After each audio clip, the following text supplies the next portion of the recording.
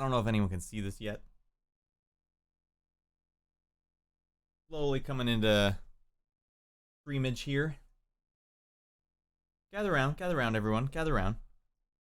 All right. Well, let's just start this now. Hey, everyone. Hey, all 0 people. This is just for the people who watch it later. Welcome to Merry Synthmas. It's Christmas Eve here, and my wife and son are sleeping, and I got nothing to do for the next 3 hours. So I thought it might be a fun thing to just fiddle around with some synthesizers until Christmas, or as we call it here, Synthmas. So yeah, I've loaded up a bunch of synths, and I'm going. Everything is going through Cubase right now, as if I were like a separate mixer. So I don't know if that's good, but you know what? We're just gonna. This is new for me. So let's just switch. Let's switch it. Let's let you see what I'm doing here. So all right, I've gone loco. Now everything is going through my WDM channel here. Is this clipping? No, okay, good. Yeah. So I got my microphone coming in here with a gate and then a little neutron on it, so it sounds sexy. Yeah. Does that sound any different? I don't know. This is sexy. We gotta be sexy. Sex sells, as you can tell. Hey. So my mic can't clip. Sounds good. And then everything, all my synths,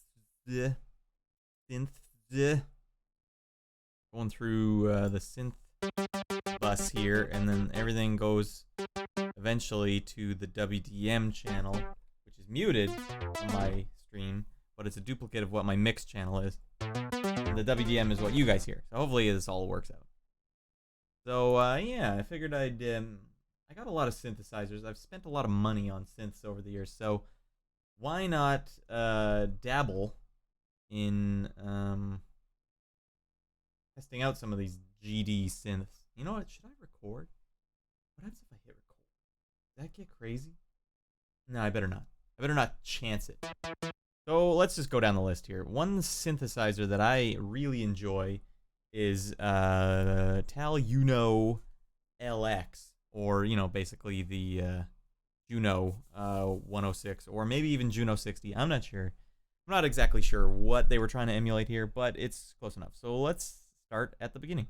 And for some reason, there's no init preset, so I could just zero everything out, but I don't wanna. Maybe I will. Maybe I'll just zero everything out. Yeah. Why? Okay. Frequency up. Resonance down. Envelope off. U up.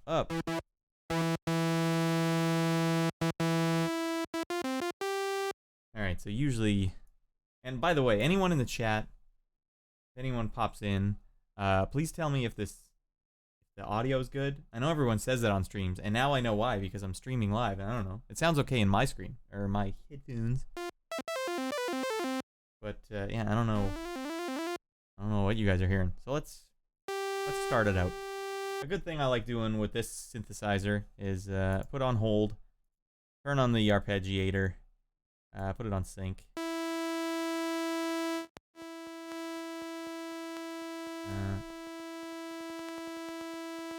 Fast. Oh.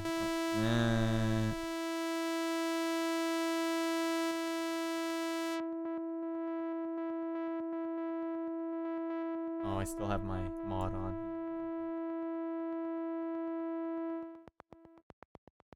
What in the heck? Okay. What a great way to start the stream. Alright, let's turn that off. There we go. I don't want it on. What an eighth. Or eighths? Ah.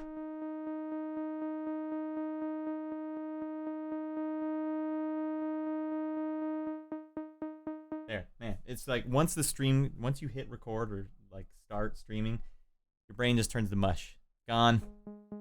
Now I'll turn the hold on. Let's go low. I want low. Yeah.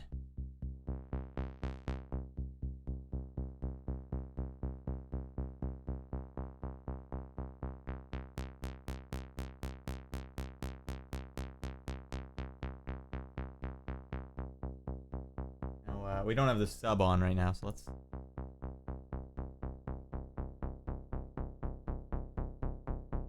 Now we're starting to get... What do I have effects on here? Audio insert. One thing I like doing also is adding max bass. The Waves plugin. Oh, by the way, here's Diet Rudy's. The way to go. This sounds so quiet. Why does this sound so quiet? Turn this up for now. Hopefully that's not crushing everyone's ears.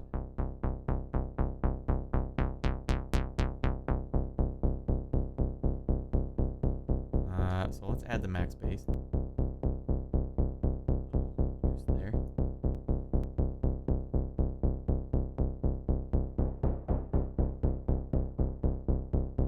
And then obviously once you hit the chorus, the magic happens.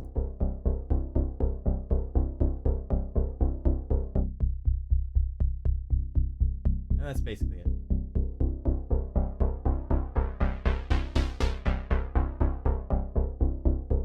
I did also, I loaded up a bunch of reverbs. So,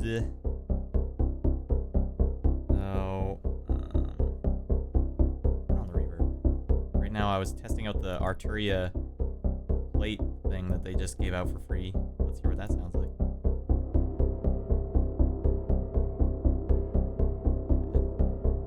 A little much, but...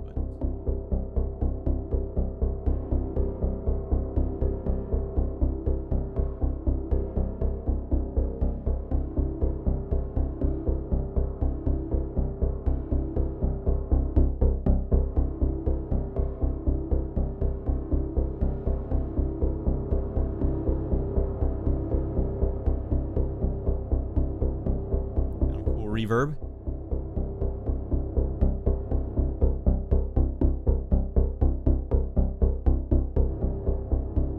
Oh, yeah, probably just turn this down a bit.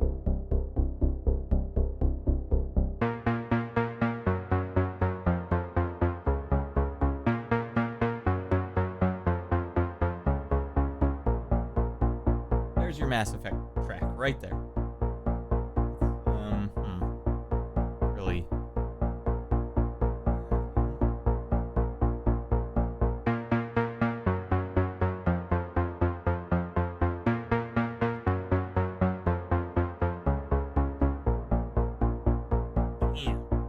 Let's get it back on the screen here.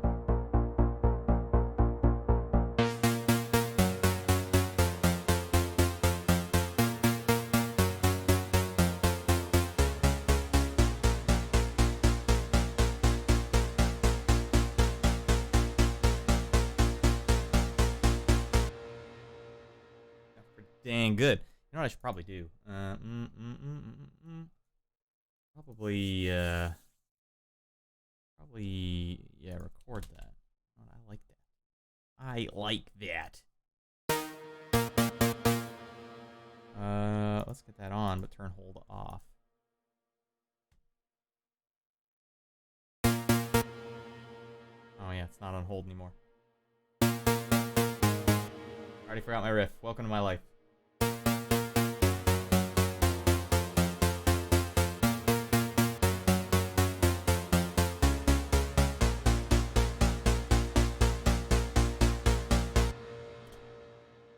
Okay, now let's check out our MIDI data here.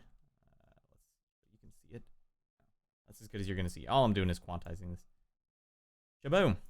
Shabam. You looped. Boom. But, yeah, and there we go. Now I can actually fiddle with synth.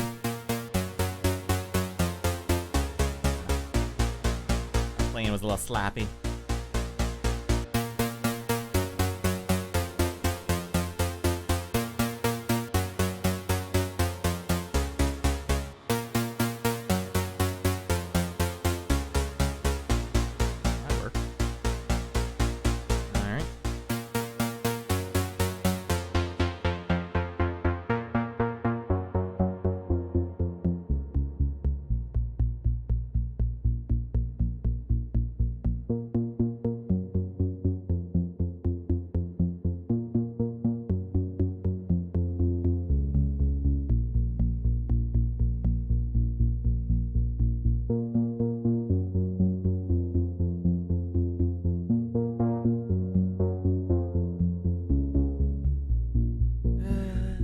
add a little LFO action here. Now I have it on random still, but you know what? I'm going to change it to a sine. And no, great. Let's go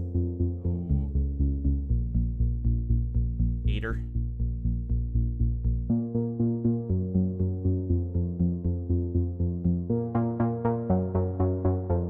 I don't think that sounds right. This is always weird. 8 to 1. It'd be 8 bars, right? Yeah. It doesn't sound like it's doing 8 bars.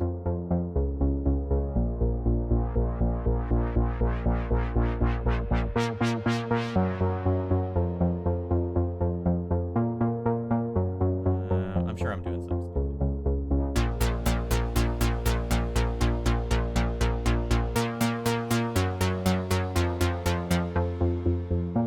Now, let's go easy on the mod there. By the way, if anyone starts watching this, say something in the chat. I don't even know if people are watching. It says 2 concurrent viewers, but I think those both might be me. I don't know what's going on here. Yeah, but you know what I should probably do? Load up another synth while this is going in the background. I hadn't thought of that. You know, usually in the Noodling Around series, I just use one synth at a time.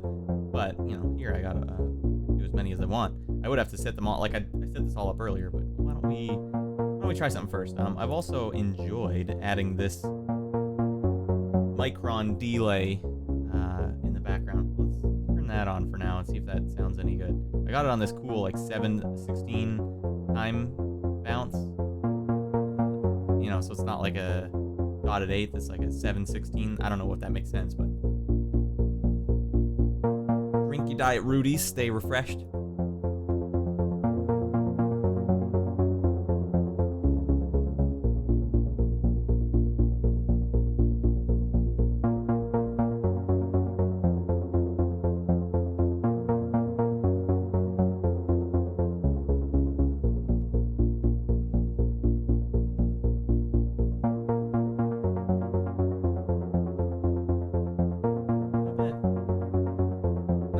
Shabby. You know what I could probably do? Okay, yeah, this is a good idea.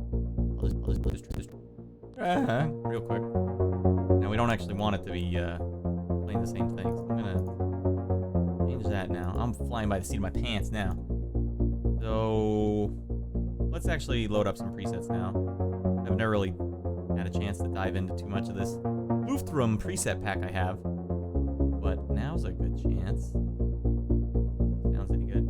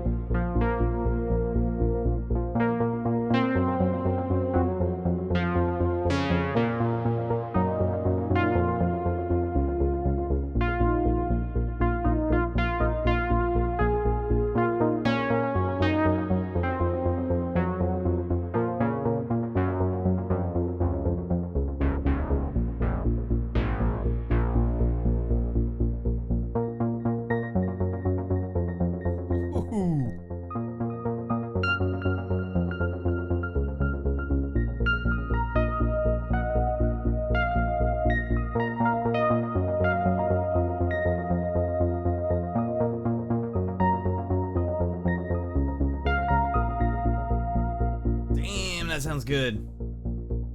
Hey, we got a person watching. Merry Synthmas to you. You were a good little boy or girl this year. Perhaps Santa will bring you a nice treat. Hardware vintage synthesizer. All the little boys and girls out there.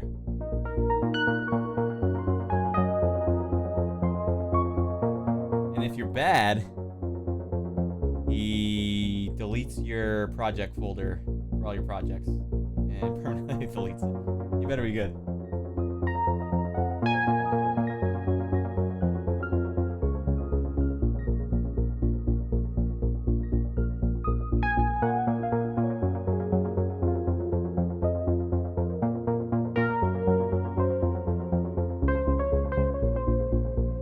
I should do it's a little too sensitive, yeah? You know what I'm saying? So let's this new GUI, I just downloaded it. I've been using the other one for a really long time, but oh, they got a new GUI, sweet. But now I'm a little lost. That should be a little better. Maybe that's a little too quiet.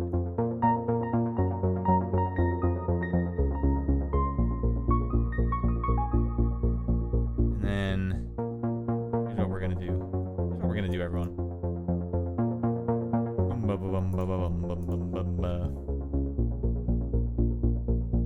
Put this, put that. Let's start doing some automation here. Boom, boom, boom. Go for a mighty Orsies here. Over here. Yeah. I'm gonna change this so the cutoff just goes up and down. A little build up there. What am I doing? As soon as the recorder comes on, I forget what the hell I'm doing. Filter, cutoff. Boom. So let's get it to go gradually. There's halfway. 1, 2, 3. Alright, here's my halfway point.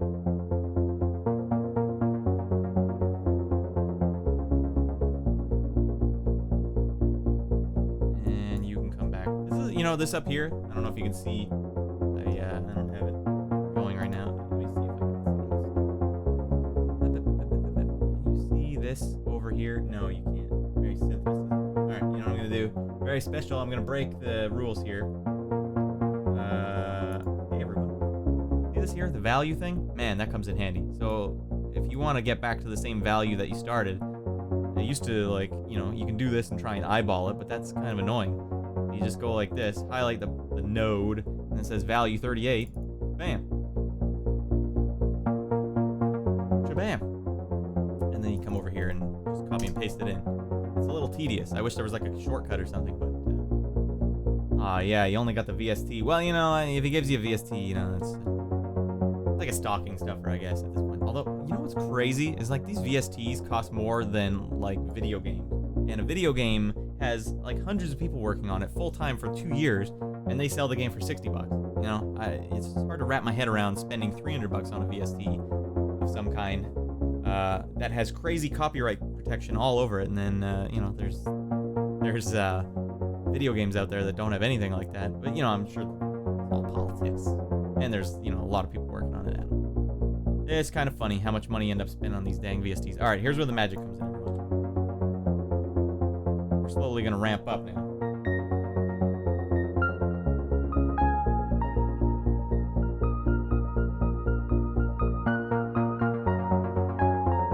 Ooh, you know what we should do? Guys, I'm having so many cool ideas. Let's get the white noise to come up.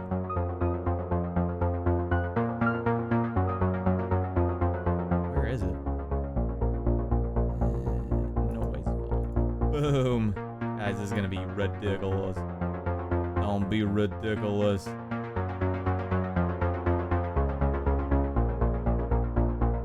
Alright. 44.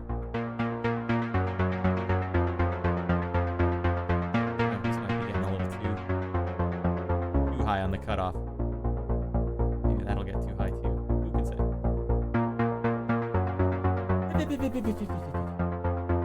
I doing it again? Alright, the song's into a climax here.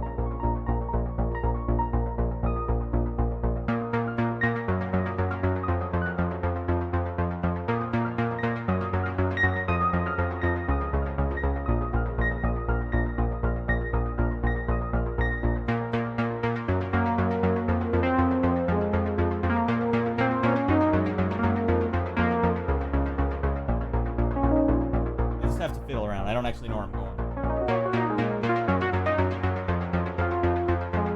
In my head, usually I just find the notes that are in the scale of the song, and then just noodle around. Right? Until I find a riff I like, put it down, move on to the next part. By the way, forget Mary Synthmas. I got another one here. Instead of a fireplace burning, I have the Joe Pesci perpetual on fire. Got the milk, the eggs, the fabric softener. Alright, so that's pretty cool. That's a good one off there. What should we do now? I'm gonna stick with this for a second. The Tal X. Go back to the Tal X. And let's just turn off that and that. Yeah. Let's just hear some presets here. I might just be better off dinking around with some presets here. Oops, still playing the wrong one. Alright, let's turn off our micron delay for that one. And you know what? We should probably turn off, boom, the reverb as well. That's funny, I did that whole thing with the reverb. I totally forgot it was even on. Alright, so we still have the max bass on. I do like that. That's with max bass off.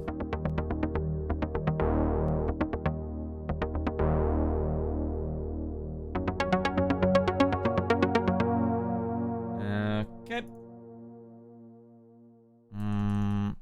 Yeah, I always kind of have trouble with arpeggio. Like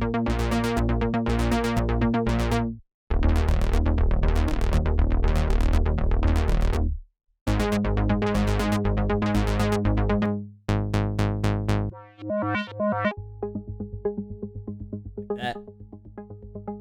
The mod wheel set to anything?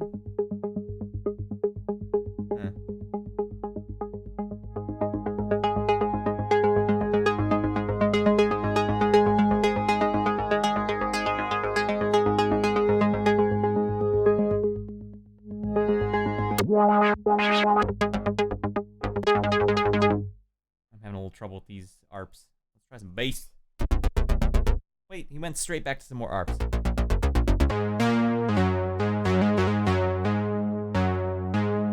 That's a weird preset. There's a release on it.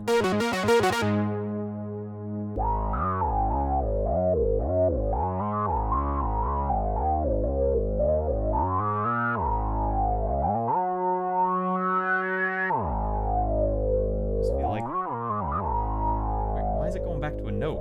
How does it know what note to go back to? That's like a glitch or something. It's glitching.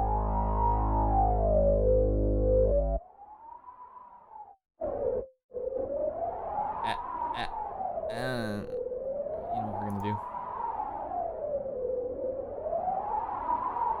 Start her up again. Maybe that's one of the.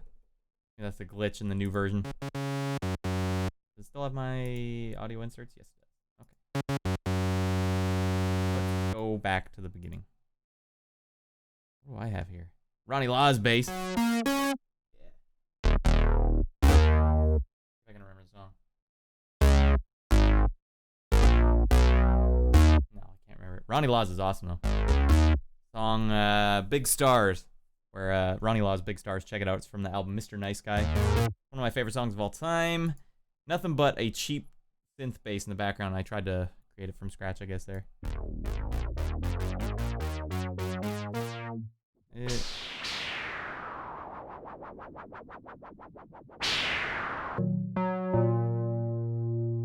mind. Some Shakedown Hawaii.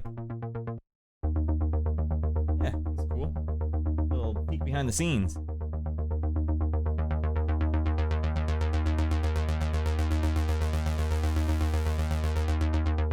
I mean, that's really it. That's it in a nutshell. Synths. Just the cutoff knob. When I first started making music, I used to do chiptunes for a long time. I don't know if anyone who's watching this knows that, but chiptunes are basically old Nintendo songs, in my perspective. It was old Nintendo songs. There was no synths. It was just samples of old Nintendo. It was basically just square waves. And I always thought synths were super complicated things, and they can be, but, you know, like this synth, that it's emulating, especially. It's basically just, all right, load up a couple of raw sounds and set the filter somewhere, and then raise it up, raise it down. And if you want, put some reverb back there, which I should probably do, by the way. So I got a few reverbs loaded up here. This other one, ROM, was a free one that Native Instruments just released. It sounds crazy.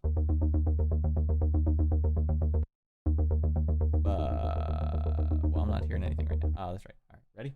Here we go.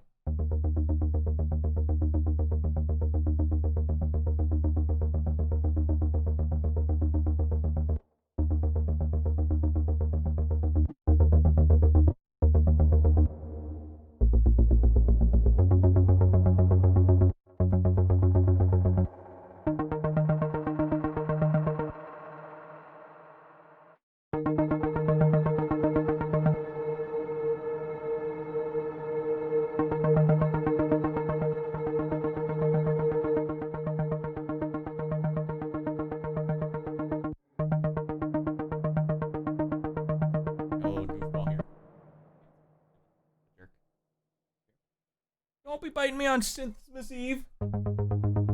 Easy way to get your project files deleted. Alright, maybe not the best synth for fiddling around with some synths. One I really like. Bought this one a long time ago, but it's kind of a... You know what it was? They used this reverb on a... It was like a Vangelis tutorial video for how to make Vangelis sounds, and they just threw this reverb on the background. That was all it takes for me. Like, oh, yeah, I'll buy that. Fortunately, it's pretty good reverb, and any reverb that has modulation, so you can do like a weird chorus effect to it, I like that a lot. Now, let's go back and fiddle with our frequency.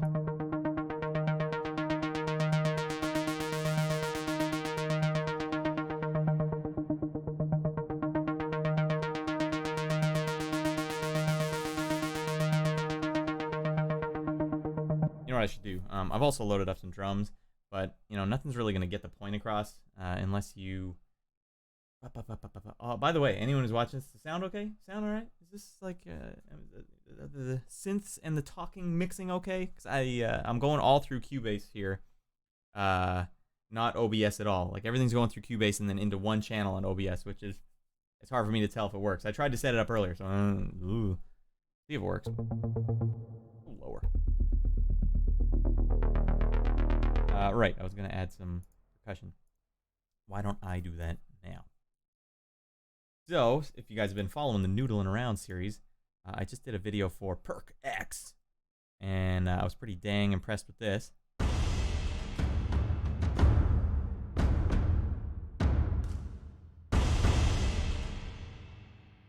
So, I've already forgotten everything about it. Dang it. I should have reviewed this before I dove in. I don't know what all this is down here. All? No. Mix? Nope. Well. Back to browse. Now we're talking. Let's just go all out war. Which button is the button I have to hit? Is that all of them? Does that sound like an all out war to you guys? Thank you, Turge. Turge. Sorry if that's off. Okay, so these are the individual ones. I don't really like that bell in there. Let's keep going until we find the right one. Yeah, okay. Here's what we're gonna do. I'm just gonna layer like a quick little synth in the background. Sorry, not a synth, drum beat.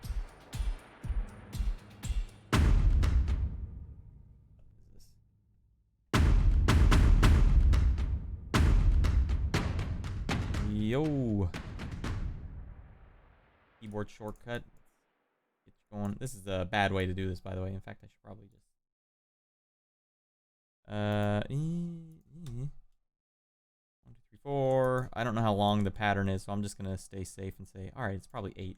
Bam, bam, bam, bam, bam, bam. Let's go. Bam, bam, bam, bam, bam. Bam. Too much. 1 too far. Still have this one on from before. This have my automation? No. So we can fix it.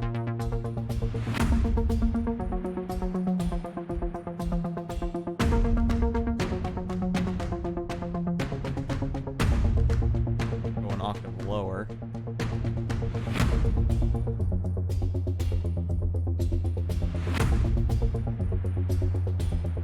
Yeah. I don't like that it changes halfway through. Give me like a solid, all the way through kind of beat.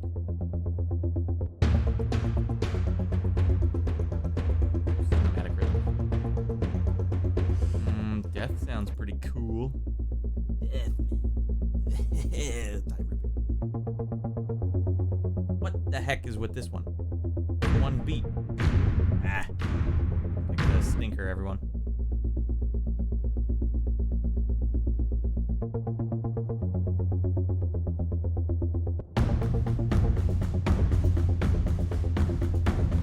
I like the sound of this one, but the pattern doesn't work.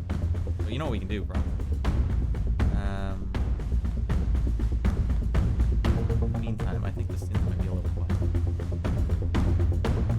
Lower the volume on this. Add Goach.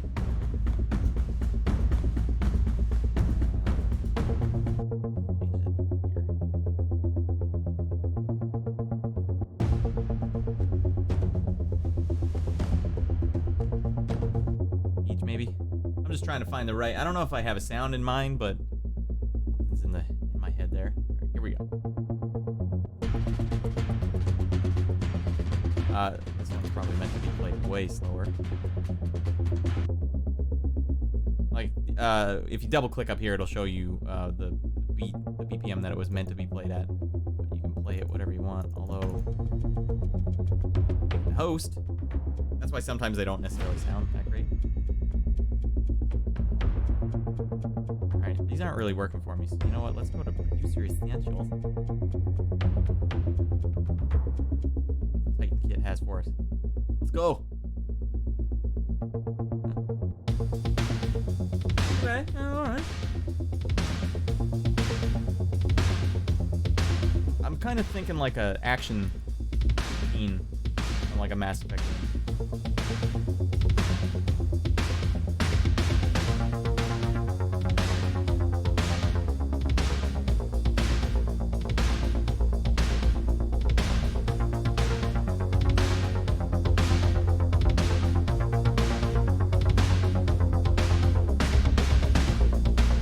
Obviously, I don't necessarily want to just use the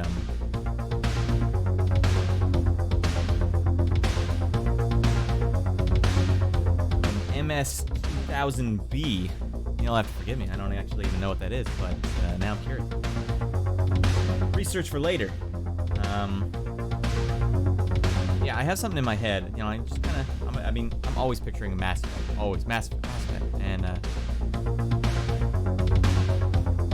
this drum beat's maybe not right. It's not necessarily the drum beat of a Mass Effect song. So I just saw my microphone clipping. If I'm clipping, you guys let me know. So yeah, I don't really know where I'm going with this, but maybe we could use a lead. Maybe that's where I should go. Why don't I just open up Avenger? Big fan of this synth. I don't know if you guys have heard the news, but on the recent update, the 1.5 update, I guess they've been having some problems with piracy on this one, and they were doing really good for a long time. Like no one was really pirating this, and now I guess they're up to pirating it now, so the developer had to make a change, and they went with an always online dongle. Like it's not even like a physical dongle, like an iLock or a e-licenser. It's like a software dongle. That just seems insane to me. Like a dongle that doesn't actually exist in real life. This is where we've come in the world. It's like it's the only one I've ever heard. Apparently it's the same one that Reason uses. And you know, there's maybe a reason why I don't know anything about Reason. Not that I'm like pirating everything, but it's a huge part of like audio software. You can't really avoid it. There's got to be like a symbiotic relationship. It can't just be like, you got to spend some money. You know, I get it. Some guys just don't have no disposable income, and some of the prices on these things are like, well, it's gonna be a tax write-off for you, right? If you don't make the music for a living, then you can't really write off any taxes. You just have to take it on the chin. Weird situation, but one thing I'm just not sure I'm happy with. The software dongle that just really caught me off guard. Oh, needless to say, I haven't upgraded, and I probably won't upgrade. But the problem is I literally can't buy any more preset packs. Their expansions are amazing. I literally can't buy any more unless I want to update and have this thing running always in the background. Maybe that's just me. Yeah, maybe you guys are all not as worried about that stuff. I just don't like that feel of it. But for me now, let's finally get to some synth.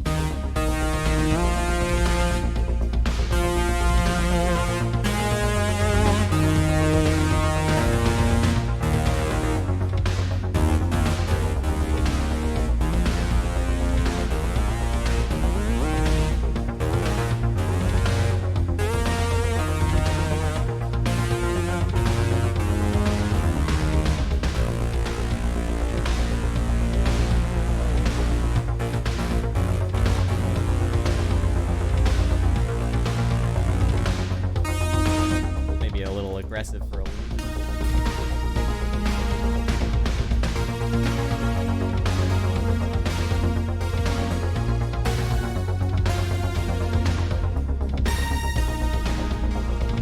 Korg, hey? I'm not really up to date with a lot of Korg stuff. I like their VSTs. They got some great VSTs.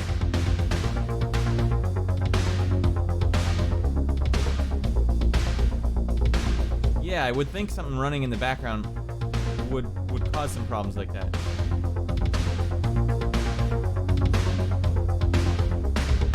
Yeah, you guys are kind of on board, right? It's weird, right? You don't want the software dongle. Just sounds like craziness, right?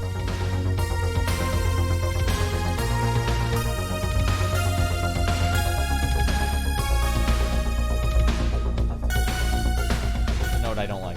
This is how I work. Okay, I'm fiddling around. Even though it's in the scale, I don't like this note.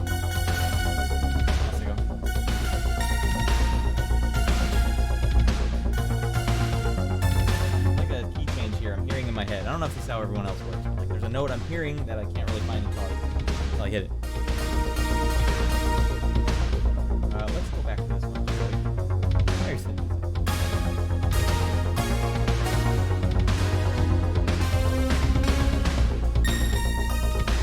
Let's try and presets here to find the one.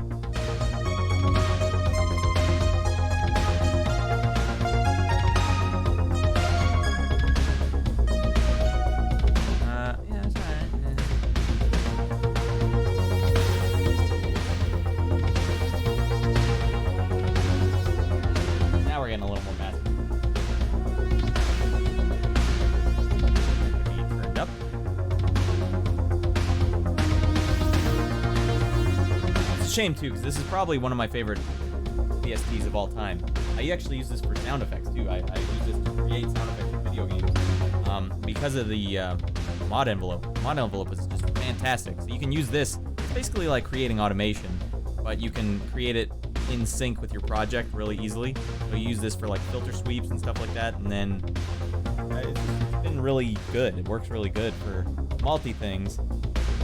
I'm in contact with the developer. I should say I like the developer a lot, and I know he's backed into a corner. And apparently this change for him has resulted in more sales, so like that's good, I guess, in the long run. You know, the vast majority of people just buy it. Here's the problem: I don't think a lot of people read the terms of service or like what's happening. Like I was actually going to do the update, but then it said like, oh, by the way, this dongle's going to have to be allowed through your firewall, and that's where I was like, what? It shouldn't be allowed through my firewall. It's like, why don't I just give you the key to my house? Hey, this is a silly joke that I was thinking about. Like, oh, okay, what's the like most obtrusive thing they could ask you to do before you can use a synthesizer?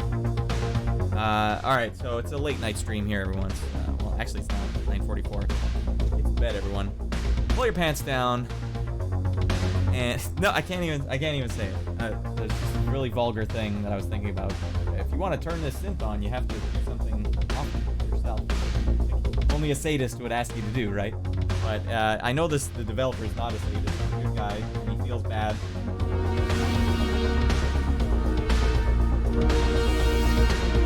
There it is.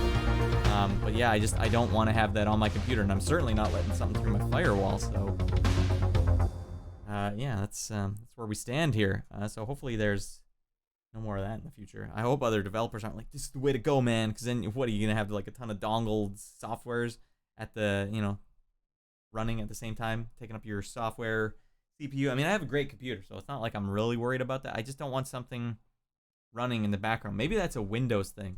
Like if you guys ever open up the what is it, your taskbar or whatever's running. Like I don't like having lots of things running. It's just not. It doesn't feel good. Let's maybe tone it down on that that riff we had. I'm just deleting it because it's kind of, I accidentally went back to it and then I sidetracked myself for a long time. Let's go back to a time. Let's just fiddle around with Avenger for a bit here. Maybe a little send off. I'm still gonna use it all the time. I'm still gonna send it. I don't know if you guys ever saw that, but I won't be able to buy anything for it, which is a weird thing. And the reason I found that out too is because I bought the new Cinematic 3, and then that's why it said like, well, if you want to use this, update, you gotta, or this expansion, you gotta update your thing. So I do have some expansions here. I don't know if anyone's curious, but as these are all ones that I bought. I'm not pirating these. One of the reasons why I bought Effects EDM is just because it has these like.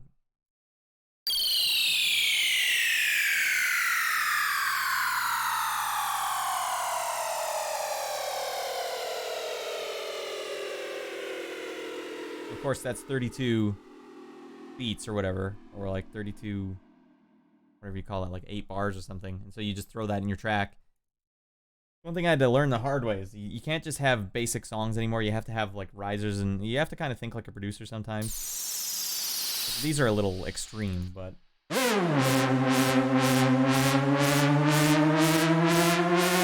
pretty ridiculous sounding. I get it.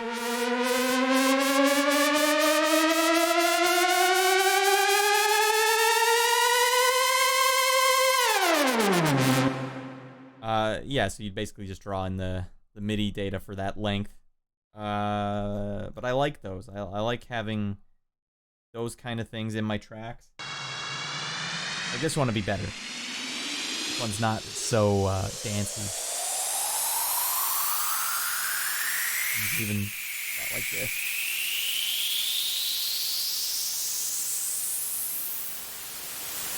I like that. Anyways, you know what? I like that they have a gosh dang initialize button. Oh, here we go. A good ass synth, man. Fine synth right there. Why don't I start with this is an old technique. I'm sure a lot of people know this and do this, but this is something that I kind of stumbled on on my own by accident. What is this? Yeah, turn that all the way down. What I'm doing is here, I'm putting a random LFO or sample and hold LFO, and I'm making it as slow as possible, which is actually 0 in this case, which is kind of impressive. But that still means every time you push key, it's gonna give you a new random value. And so what I want to do is say, let's go here, LFO, and let's toss the LFO on the transpose knob.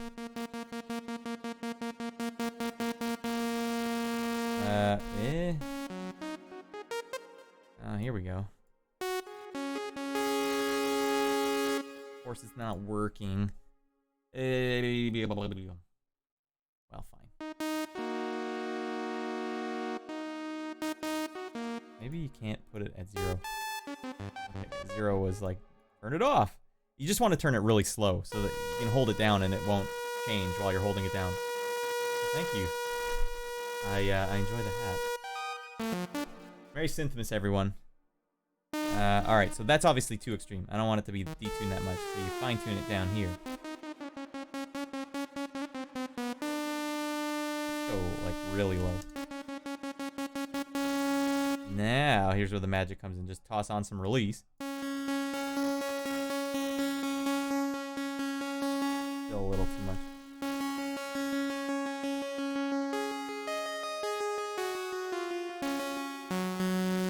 And obviously it's a little bitey, so let's...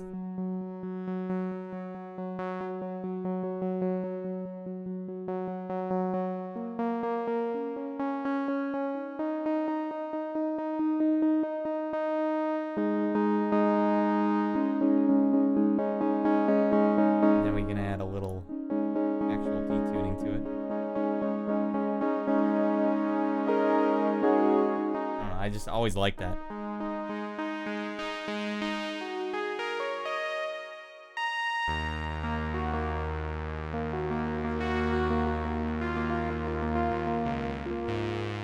But yeah, for some reason when I'm doing this live, it's even harder for me to tell what the hell I'm doing. Let's, you know, I did a video for this one actually, cinematic one.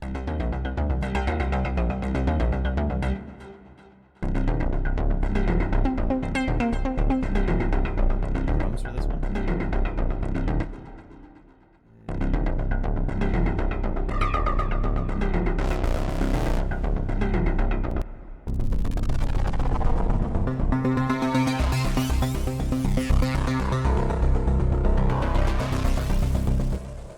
Cool. You know what actually I should do? Yeah, that had some tail on it. Get your Diet Rudies. Ice cold.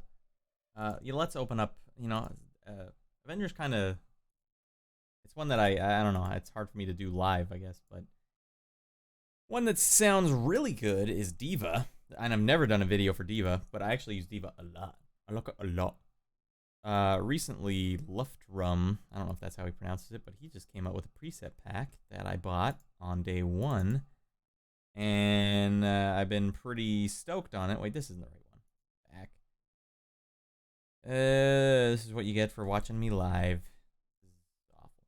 No one should watch this. Synthwave 2.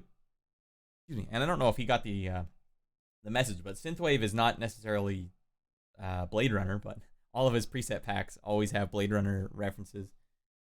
C-beams glitter, eh? Let's hear some of those.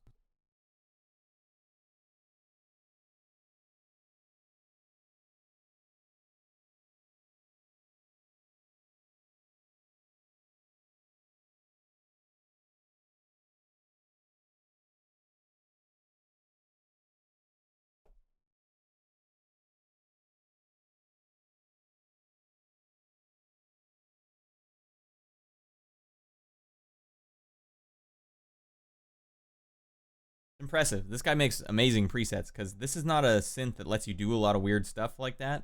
I don't know how he's getting half of these sounds. Like with the mod wheel. It's got those weird sounds to it.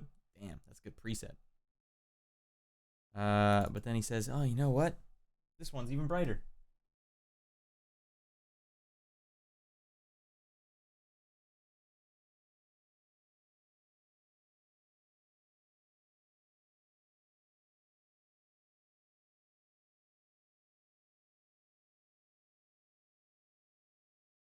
There it is.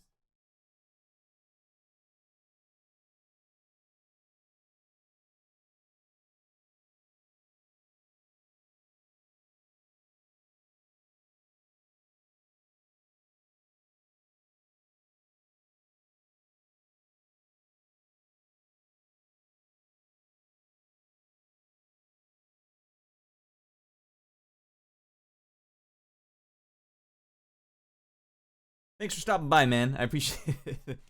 We'll do many more live streams in the future. Merry Christmas to all, and a Merry Synthmas to all as well. Let's hear some more of these presets. You know why I know this is a good preset library is because I was able to play the ARPs.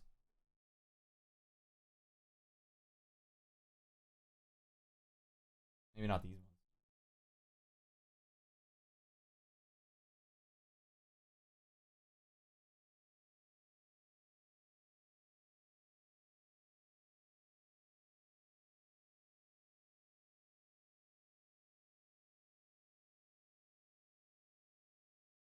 Very dance.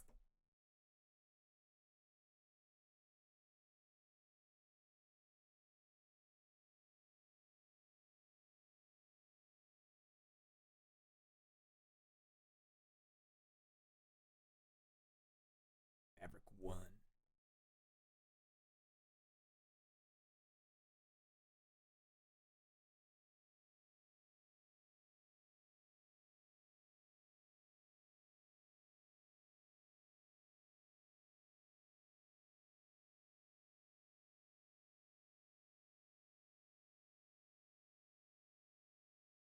probably just.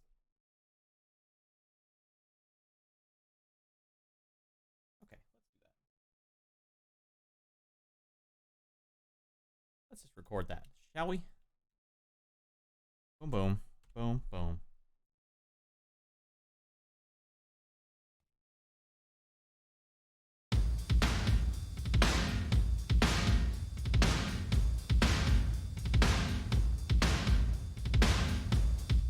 Forgot I had those drums on there, but that actually worked out well. I'll keep it.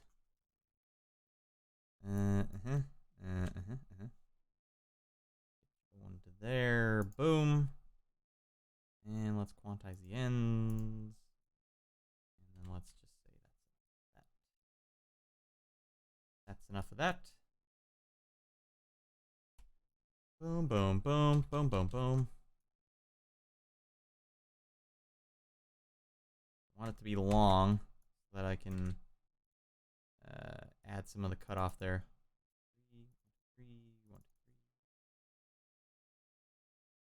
How many is that? 1, 2, 3, 4, 5, 6. What the hell am I doing? Something's definitely silly, but you know, I don't really care. Actually, I don't know if you can automate mod wheel. Let's just make it one big thing then. And do it like this.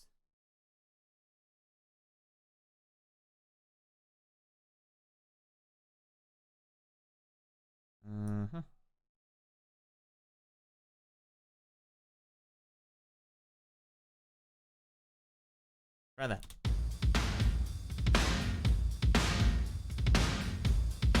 Doing anything?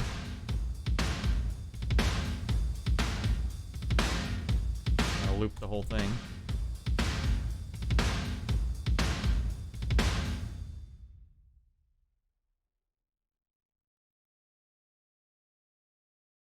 I don't know why it stopped.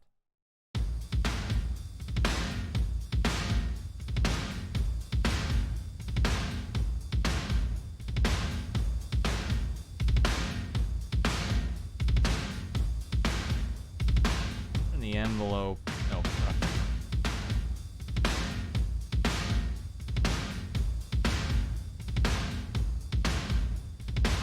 Let's open up another favorite. MV. We don't need 2 of those going.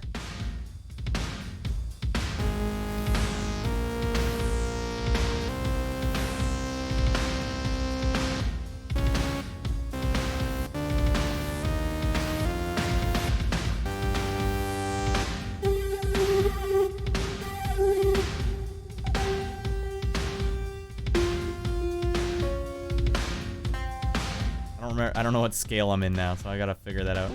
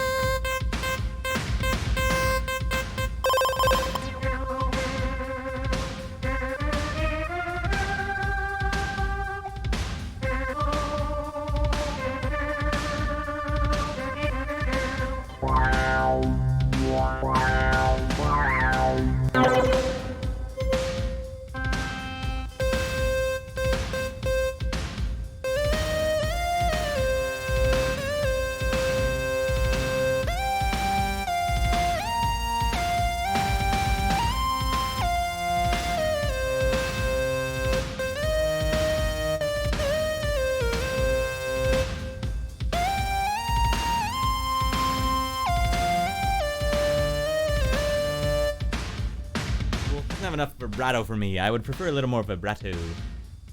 Anyways, I think that's presets maybe not the right one. So you know what? Let's try a different one.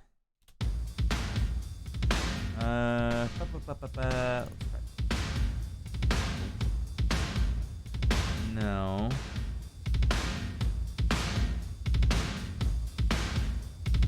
Actually,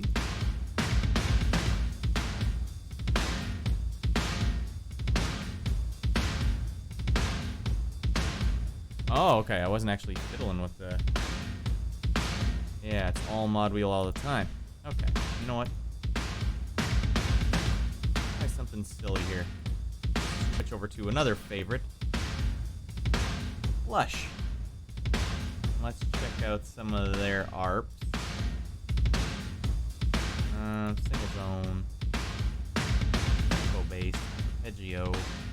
Bassline.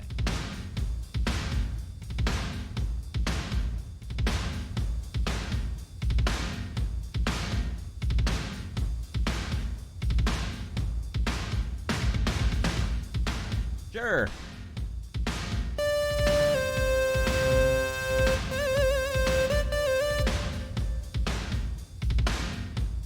Almost. I don't know why there's no vibrato on this.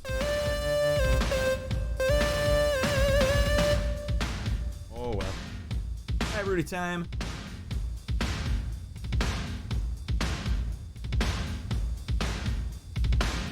S square.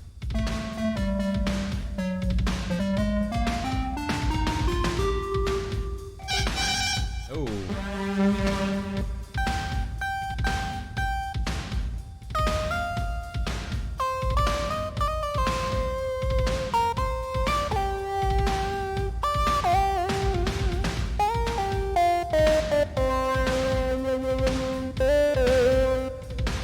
Okay, you know what? It's not bad. Not bad, but I'm not in love with that. Let's try a different beat. Sometimes I can get the juice flowing. Actually, PercX, you done your job. Let's retire PercX for the night. Let's just load up another one I did a video for a while ago. Drum designer. What the hell did I get into here? Is this weird glitching out on me? I think you are. Gross. Well, I've had this project open all night. In fact, is it just frozen altogether? Ew. Wah! Okay, well, it snapped back into reality at some point. Let's try... I don't know. I don't know much about non-strange music. Or like eclectic. My taste in music is so odd that it never dissects or converges with modern music at all. So this is a very modern collection of drum stuff, but I don't know how to work any of these drums.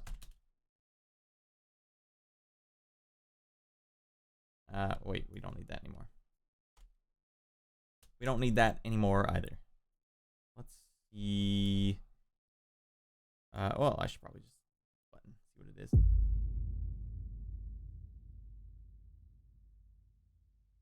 That's it. Wow. I can work with that. What key was that? I'm the worst at this. Let's actually put it to actually start at 1 this time. That'll help me. You. Smoke you! No, no, no, no, no, no, no. Sorry, I know you can't see this behind the screens, but I'm just drawing in the notes. Drawing the notes in at C3. And now let's duplicate that a few times. 1, 2, 3, 4. That should be enough.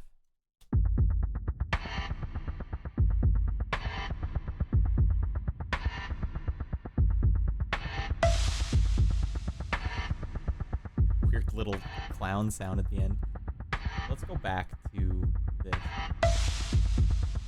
And let's start fresh. Still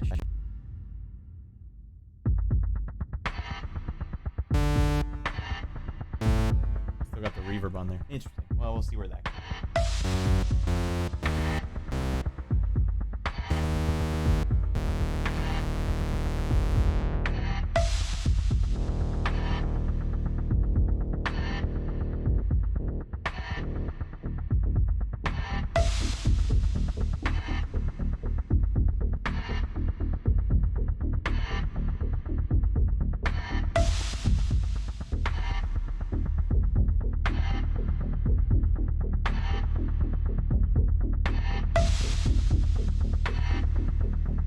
I really hate that sound at the end of that. So you know what we're gonna do? I'm gonna go in here and fix it. Page 2.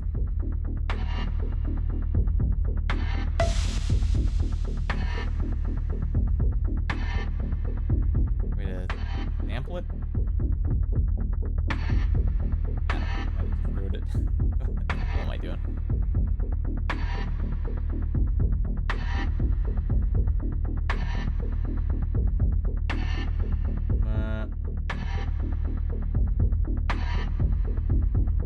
All of that right there. I must have missed what you were talking about, but getting there. Okay, maybe that's what you're talking about. Let's get this a little louder.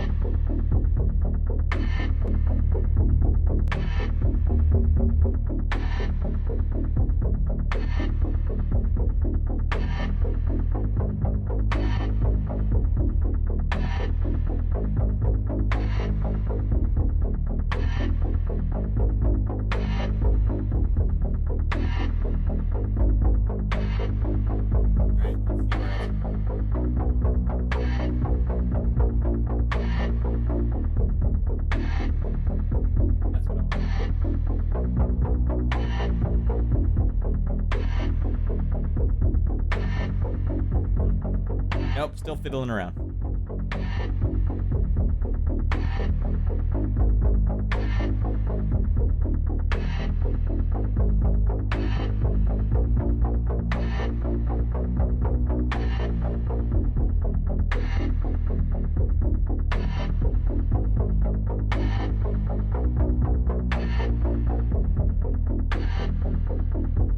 That sounds good to me. Let's try that. Turn off the hold there. Let's just record what I just did, if I can remember it. You know, if I remembered the notes well enough. The keys. I always forget the keys. Okay, yeah, that was good. Okay. That did sound good, Brandon. That was something, a little happy accident there. I mean, you know, truth be told, all of the music I make is happy accidents. I almost feel like I'm not a musician. I'm just like some technician that gets presented with musical problems and then just hears that one little twinkle of like, oh, that's a thing, and then I have to go dive down that path, which makes it really hard to be a musician as a job, because sometimes developers will be like, oh, hey, yeah, we're looking for this kind of track for you know, this game or that game, and they'll send me some references and be like, awesome. And then until I get kind of far into the track, I can't tell if I have something or not, so I end up going down these like just little twinkles way in the wrong direction all the time, and then like so many rejected tracks. In fact, I'm thinking of like releasing all the rejected material I have, because it's probably like 4 times more, if not more, than the material that I've ever released or that has been heard by the public. There's like 4 times more unreleased stuff, usually not completed, obviously, but good ideas. Like even this one, like this is something, you know, just give it a little more polish. It's really hard to do music live. I've never done that before, and it's weird, and I'm nervous about hitting wrong notes, and I don't know if this setup is working okay, but like when I have all my, you know, capacity to make music, I can get going pretty quick, but I do need to spend like a night or two going in the wrong direction, usually always, because of these little twinkles. So that's not the best way to write music when you're like a problem-solving musical technician, instead of someone that's just like, oh yeah, you want this chord progression that I know I learned in music school, and oh, you clearly want this chord here. Like, I don't know. I have to hear the chord first in my head, not even just hear it for real. I have to hear it in my head. Sometimes I don't know what I'm hearing, so I have to fiddle around till I noodle around till I find it. All right, well, let's. That was enough talk. Maybe I forgot what the heck I was doing. Okay. Now let's turn the hold off. But I do want ARP on. All right, back to the magic.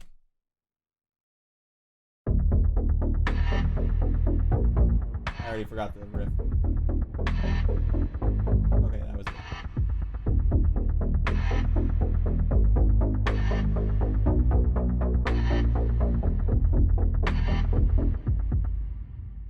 clearly gonna have to quantize that. Right.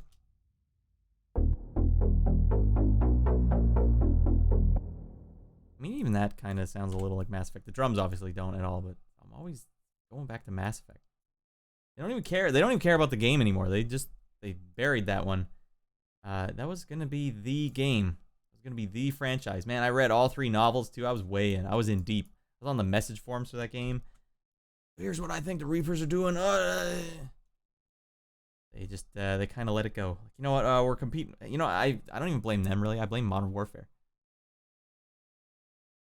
They broke everyone's brain. Being such a fun game. I liked Modern Warfare too, but they were like, you know what? Mass Effect could compete with that. No. It's not supposed to.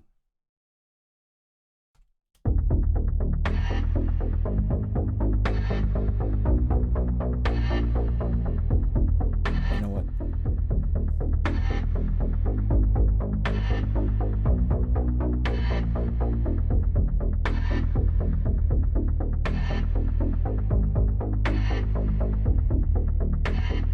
Now let's fiddle with this, fine tune it.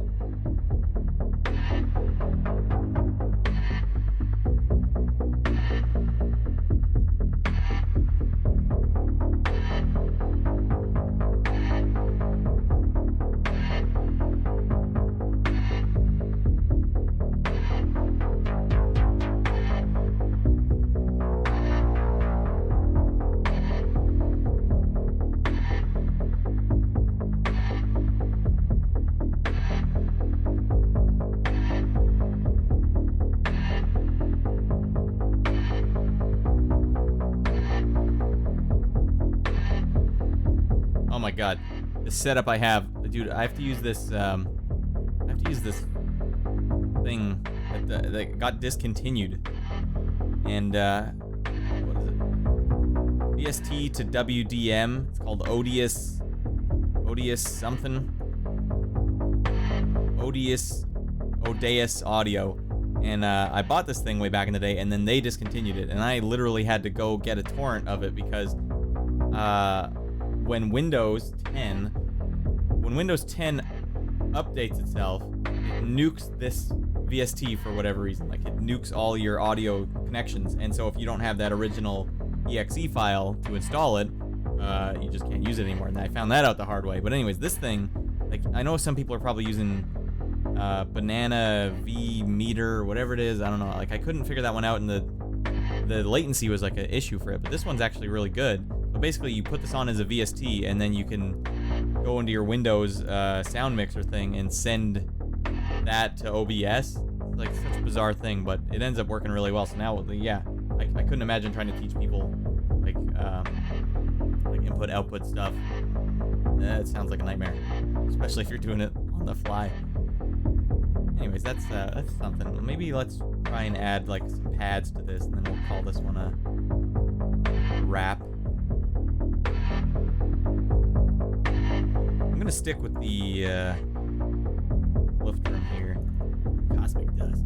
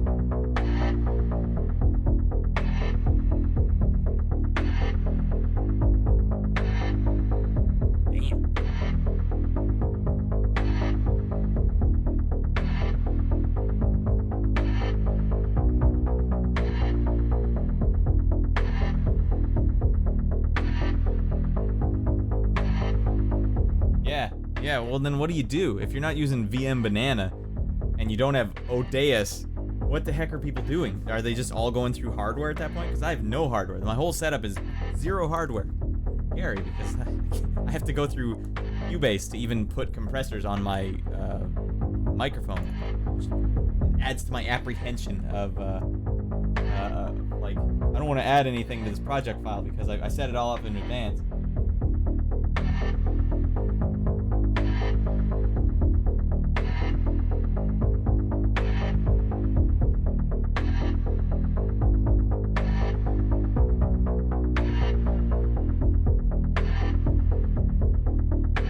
Pads might be a little loud. You know what I could probably do?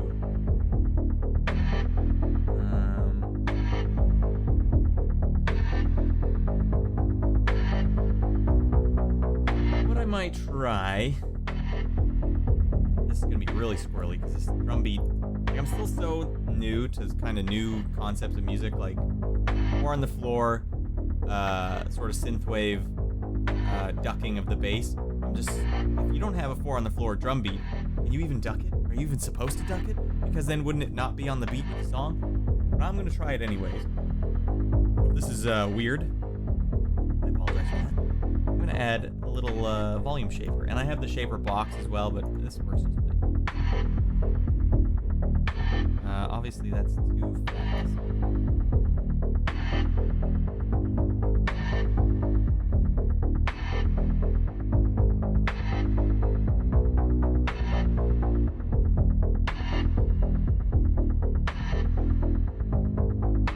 That doesn't really work here.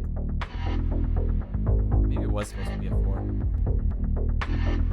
No, it doesn't work in my track. My track's too slow. Right, I was just testing something out there. That might sound better on the pads here. Does he have any leads? How about some synths?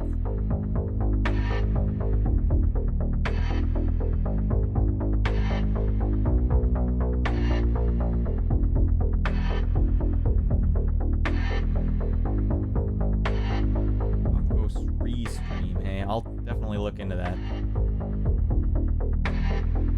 Yeah, very near 0 latency. I mean, this ODS is really good. I don't know what happened to it because it does actually work perfect. If it didn't disappear off the internet altogether, it would have just been something I kept using.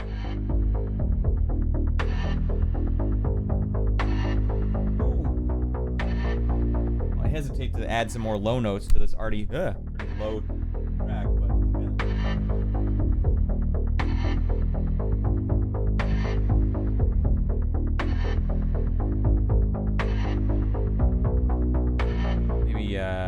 pads. I will try the pads here. You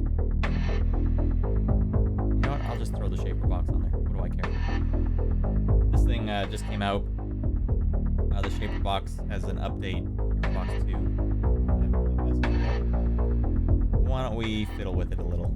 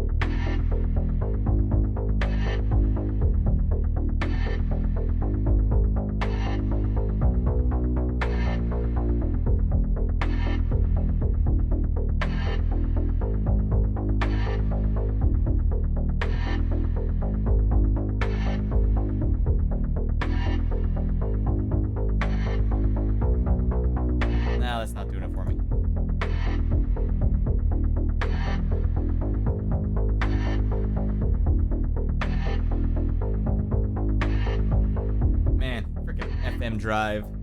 Ali James really needs to make a 64-bit version of that thing because I still use it all the time. I love that synth. That's like the best synth for 4-op FM ever. Yeah. It's a huge hit. And the amount of crash proven on the carpet here. The amount of crashes that my computer has because of the 64-bit, 32-bit problem, like, it just... and he's got me. He's got me by the balls.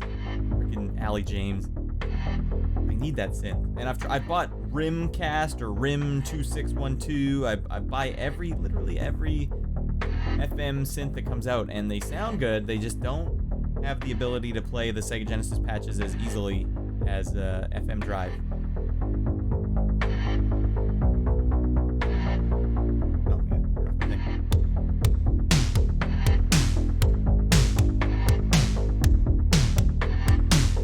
James, that's one of the things I actually loaded up. I mean, he made a 64-bit of this, right? Need a little more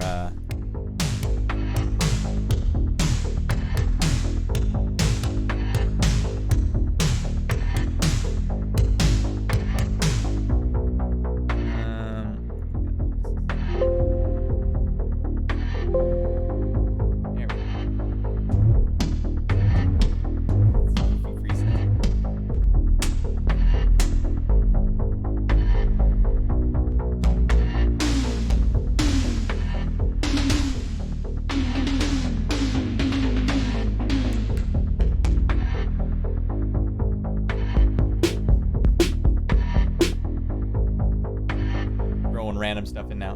You know, I think we got the idea here on this one. Well, before we go, I should probably actually just do some due diligence here. I really just picked the first drum beat I could find. Why don't I try?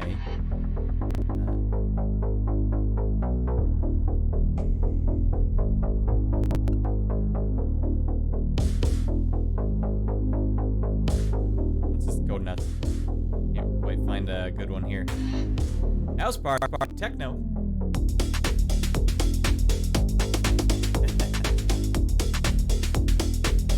Really changes the dynamics now, doesn't it?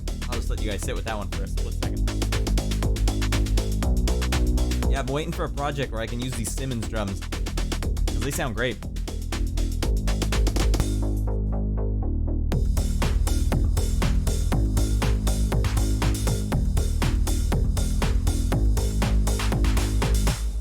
Pretty ridiculous.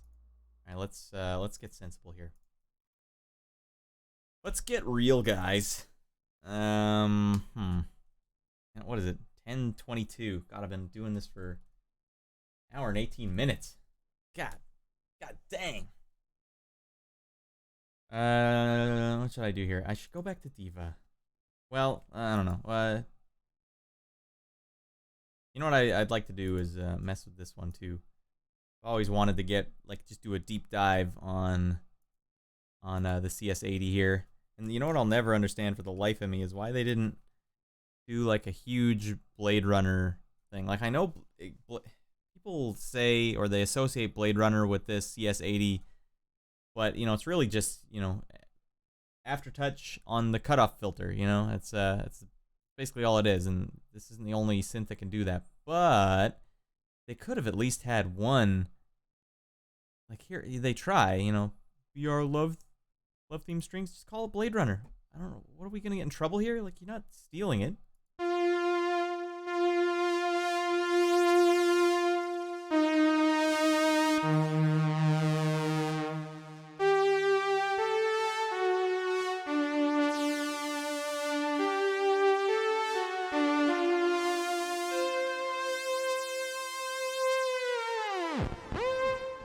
Pretty good, but I think I had to buy this. Like, I don't even think this was one of the default ones. I think this might have been, yeah, in the Vangelis Tribute.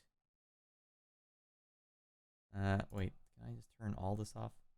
Here, all. Just give me this. Here's some of that.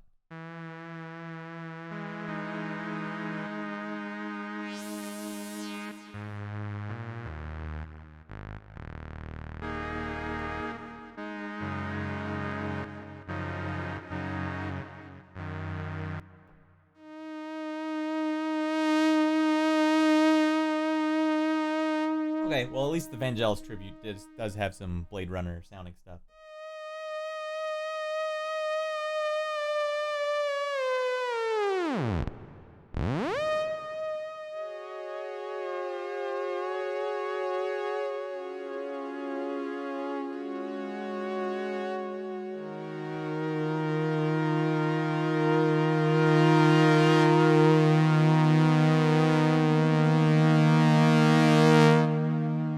This is a really weird synth to mess with because it has cut off, you know, it has all the knobs and everything, or all the features of other synths. It just does it in a weird way, like the initial level and the attack level. Like it gives you this really fine-tuned detail over the, you know, what is usually just the cutoff knob, but it's really hard to work with. And the idea is like you set up one, like maybe I'll do that. See if I can even, like I'm not an expert at this by any means. Let's go here. And let's do just like a default one. Oh, well, here's what, this is my Blade Runner test. One I did from scratch.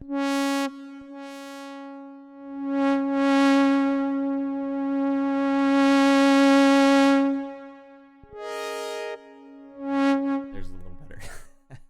Like I'm starting. That's so way too bitey. That's no good. Is there a default? Can I get a default? Fine, 2-part split. Do I still have the It's still going. Did I spend the whole video with reverb on still? My word. My word, everyone. Well, at least it was a good reverb. That Redline reverb is pretty good. Go back to Sam. I mean, I'm all over the place, but this is what Synthmas is all about. You know what I should do? Alright, forget this. You know what doesn't get enough love these days? Is Sonic Project's OpX Pro 2. Beast. Fun fact, this was actually the first synthesizer, like VST, I ever bought. Up until that point, it was just pirating everything, because that's everyone's first like foray into this stuff. It's like you don't just dive in and spend $150 on a synth. You test the waters quite a bit. And this is the first one where it's like, I like that so much.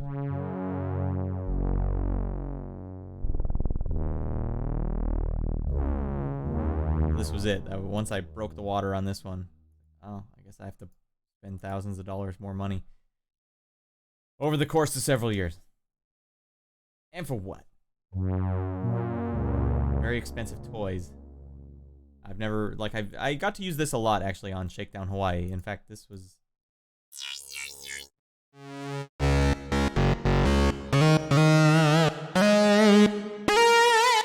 like the main lead I used on a lot of stuff.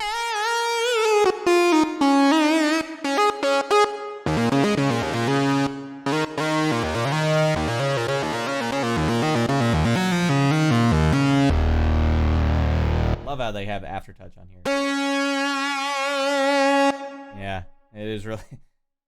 Sorry, everyone. It's, you know, it's because doing it live, I'm having a lot of trouble like noodling around like I usually do. So I'm just trying to find something that helps me get there. 'Cause the thing with a lot of synths is like, this I can work with.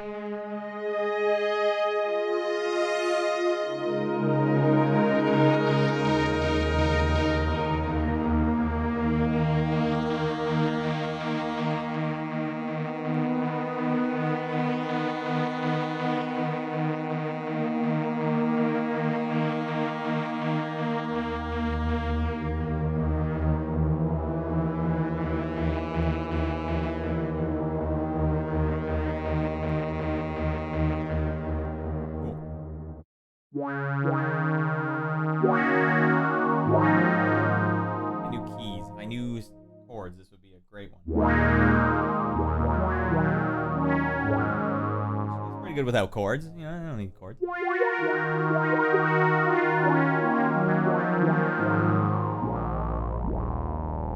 So I should say I'm on Pacific time. So for me, it's 10:30 right now. So I don't know if I can. Hey, Merry Synthman, Jason. Yeah, I don't know if I can make it all the way till actual midnight, because I'm running low on Rudy and spilling it on my face. It's diet though, so the good thing about diet is it won't leave stickiness everywhere. There's no actual sugar in it. It just slowly rots you from the inside out in a different way.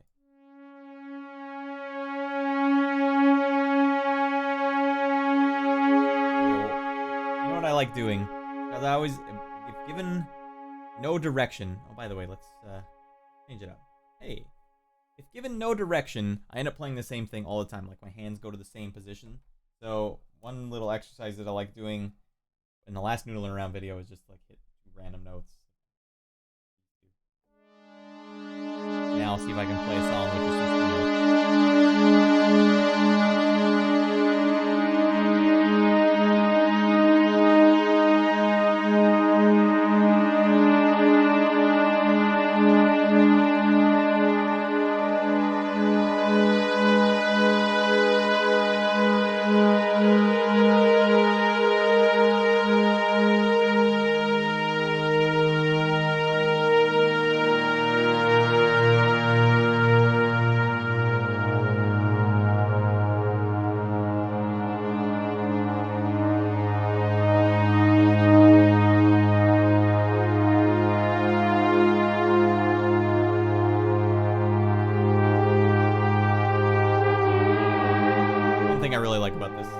Almost every patch had aftertouch on it.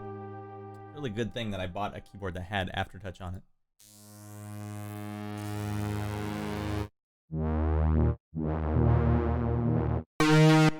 Maybe this is the one I used on Shakedown Hawaii.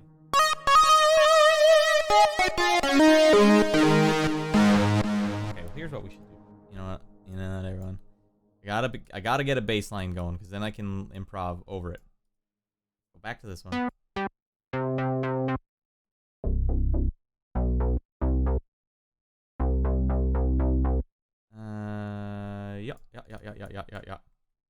2, 3, 4.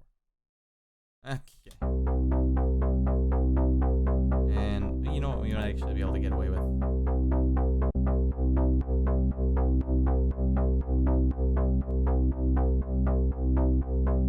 Maybe I'll try some Simmons drums here.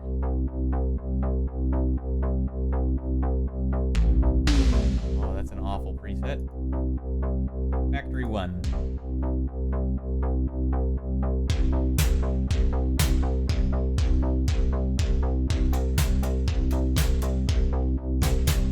These probably not gonna work. Let's go back to Drum Designer, but then let's just not use their actual patterns because they're a little silly.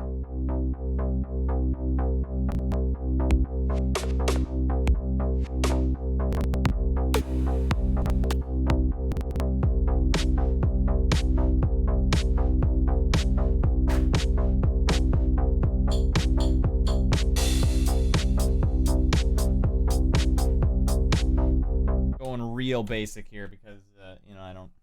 Weird how like suddenly when the record button's on I forget everything that I would normally do, but I'm grasping at straws here, so this is as close as we'll get. This drum beat I'm going to use just some 4 on the floor. Let's get the metronome going. Good enough. Now I can edit where I'm a little stronger. I know you can't see over here on the side of the screen, but I'm just putting these down. Let's duplicate that. Turn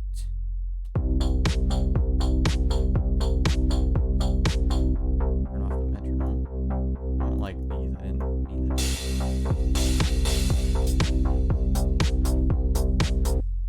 that. Let's get a clap going.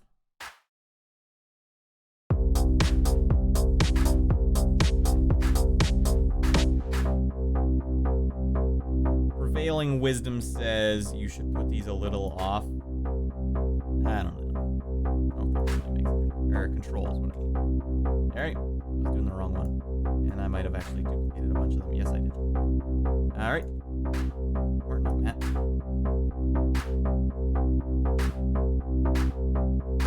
Suddenly hit record, you forget all your key commands. What the hell's wrong?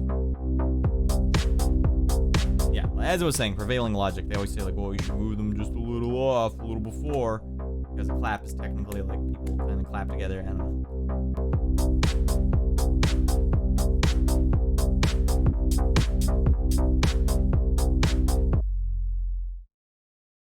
No, let's just do something stupid. A little tom fill here.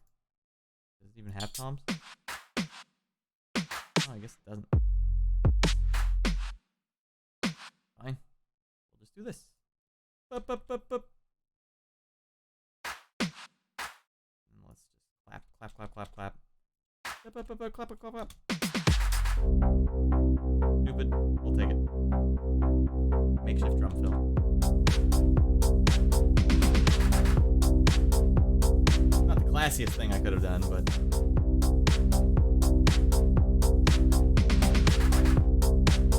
I do think I can probably push this a little harder. Maybe even way harder.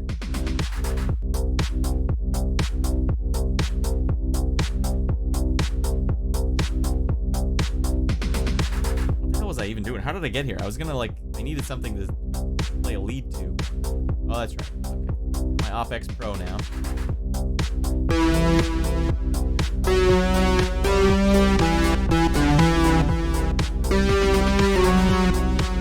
Loud. You down.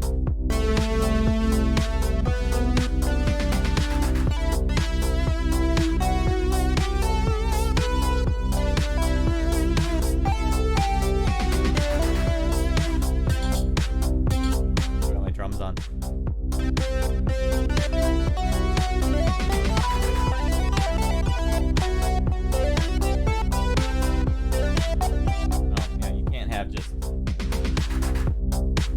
Have your bass pulsing, you gotta have your lead pulsing as well. Let's do that.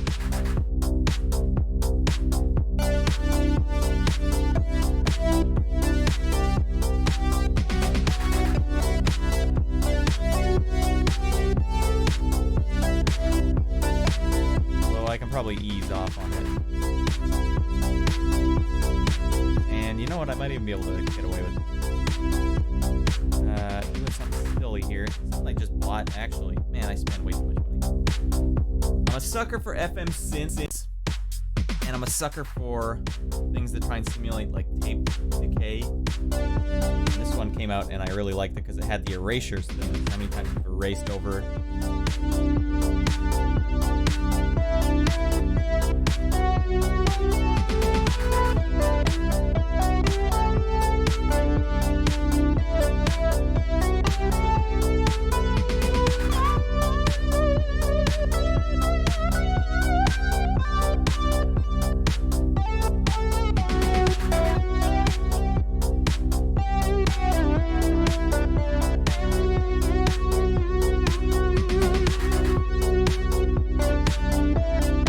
It also has, this is a cool feature too, Cassette. So, I think that's how many times it's taped onto another cassette. It just degrades the hell out of it.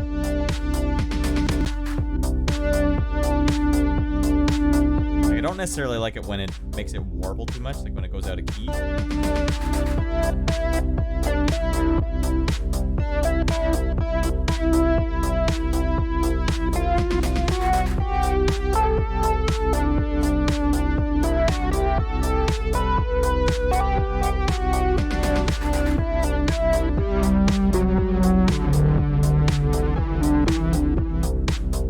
Now, you know what I might be able to try? Go back to Diva. And let's try really unfinished guys.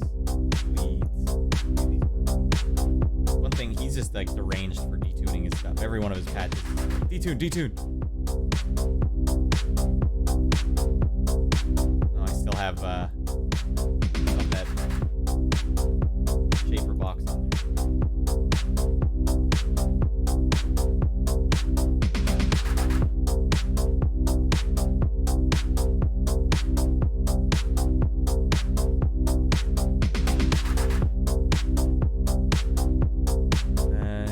Let's add this to Diva as well.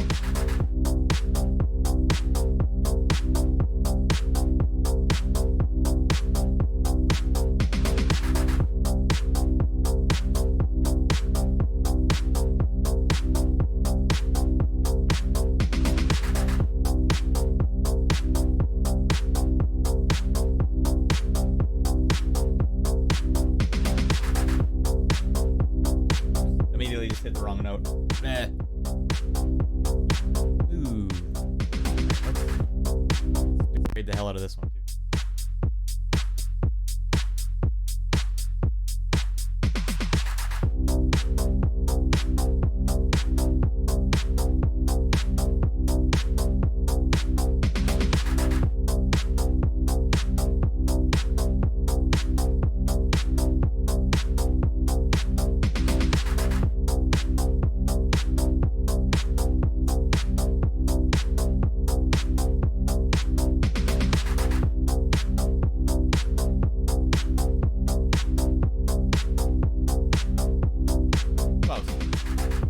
that's somewhere I was wanting to go. I don't know if that borderlines on synthwave. Something that's like, whenever I try and make synthwave, it doesn't sound like synthwave to me, and then I don't know what the hell I'm doing. But that kind of sounded like synthwave to me. But I could be wrong. Let's cut our losses here. That was fun. That was a good fun jam. You know what I was just using like the Lydian mode there, which is all about this note. So if you start on this note, this is Lydian flavor incarnate. Because the normal major scale, like for those that don't know, the thing that like took me a long time to know what the modes were was here. This will probably be a fun thing. Anytime, you know, I mentioned this in a recent video too. If you guys follow my gigantic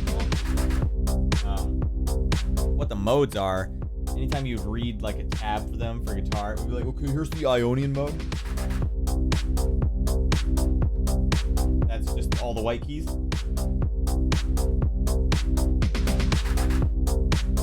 And then they'd be like, okay, and then the Dorian mode is this.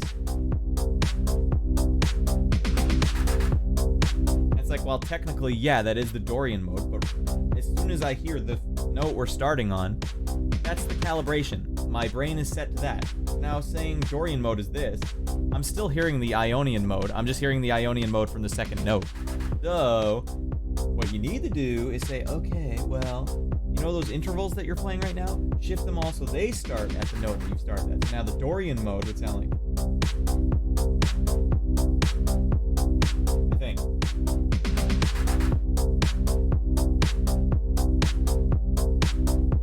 Instead of...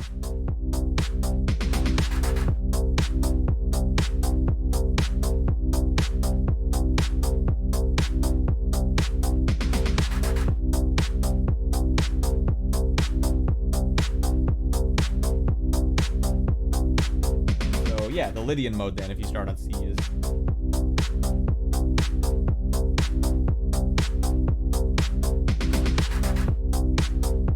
And yeah, I like that Lydian mode a lot. It's the Joe Satriani vibe. Alright.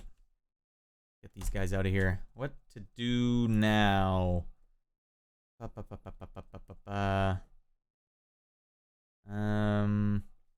I was enjoying playing the... Carry on with the OpX Pro. But let's turn off our degradation chain.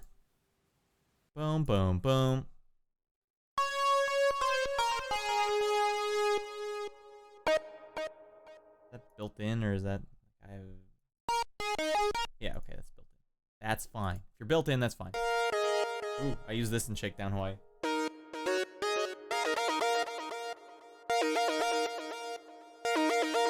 Right off of Shakedown Hawaii, and the crazy thing was, man, when I was making Shakedown Hawaii, this son of a gun synth had an update that came out, and all of my projects for Shakedown Hawaii were done with the old version, and typically that shouldn't be a problem, but when you start messing around with VST3 and you're using an old version of Cubase, as I was, the VST3 VSTs would be put into program files common folder or common files, and they would automatically get loaded into Cubase and take precedence over the VST2. So I was sitting there and I would install my VST2 things to a certain folder and be like, okay, it's all organized, blah, blah, blah. But then when I'd open them up in my project, I was actually opening up the VST3 versions. And so when I updated the synth, it, like, everything fell apart, and I had to come up, like, I had to make everything from scratch again because my presets wouldn't load when I would open up the VST again. And fortunately for me, I just used the presets that came with it, which was, this was one of them. And what I was doing was I was opening up my project and I was just going through every preset, going like, having the MIDI play and be like, where is it? Where is it? Where is it? And then when it got to that one, it was like, oh, thank frick.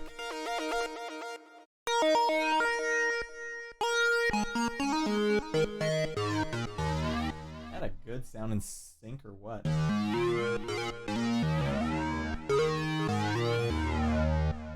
Digging it. Digging it.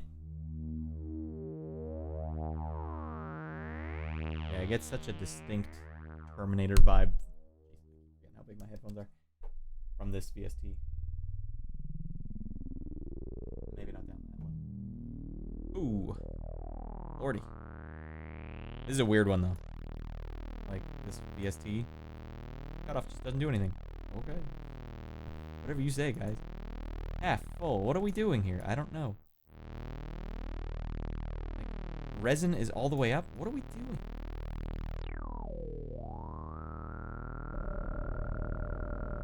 Yeah, this is a weird one. Almost like it's reversed from what you would expect.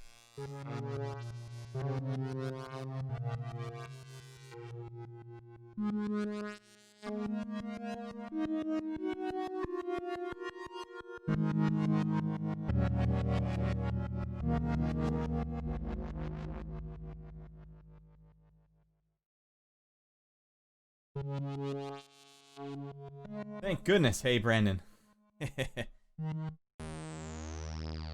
I like that, but it doesn't need to be so pan. Why would they go into a silly thing like that? So what you can do here is down here, voice pans. Man, I read the whole manual for this thing because it was the first VST I ever bought. And there's like a secret code here. If you just hold down here, you see all the pan knobs move. I don't like that they're all like starting different. In headphones, at least, it sounds awful. If you were to hit a chord, that sounds fine. It sounds awesome, but there's also just click this. Now they all start in the middle. Well, now that I hear it, it sounds kind of dead.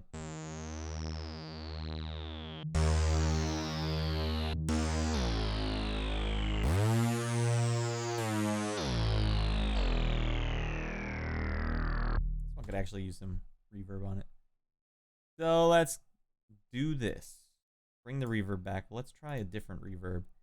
Let's try Lexicon's. I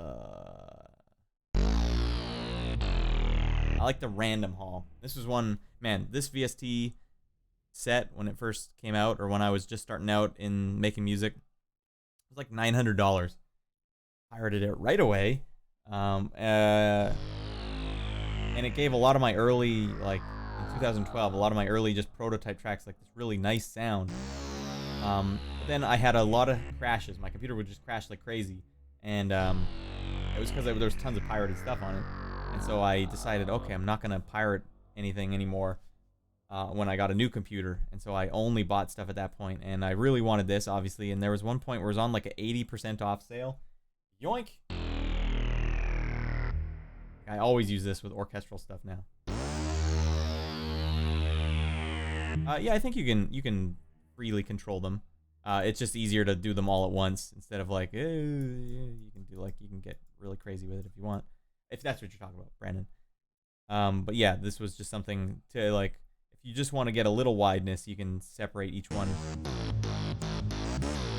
That's why it's not like a default feature. It was just something they kind of hid in the background. But that was the first thing I saw. Like, okay, what the hell? Are VSTs like hiding functionality on me? Like, what the hell? But this reverb actually sounds really good on here.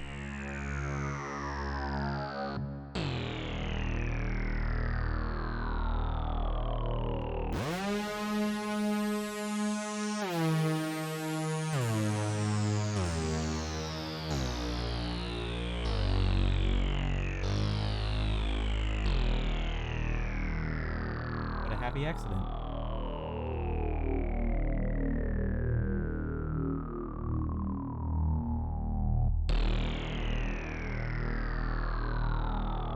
I don't know what these are. I forget what these are.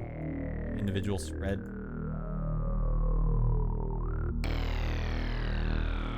Or the cutoff, I think.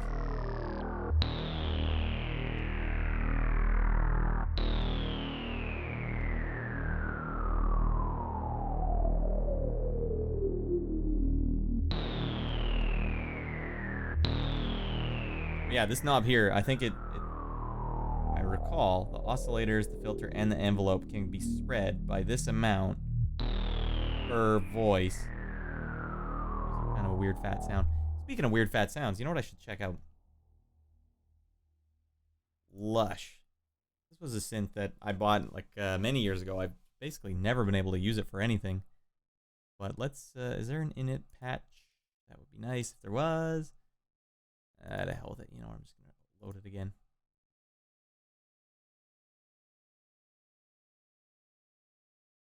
There we go. I think everything halted for a split second there. So it sounds awful by default, right? But it's actually a pretty cool synth.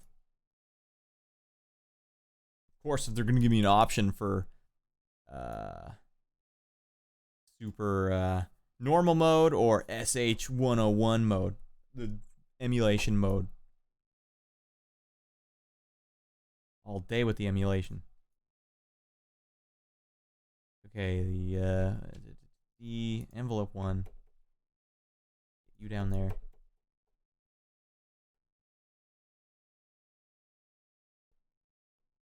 So yeah, the reason why I suddenly thought of this, because you can do kind of a similar thing here with the unison. Let's say I want 4 voices. Detune them a bit, pan them a bunch, and change the cutoff.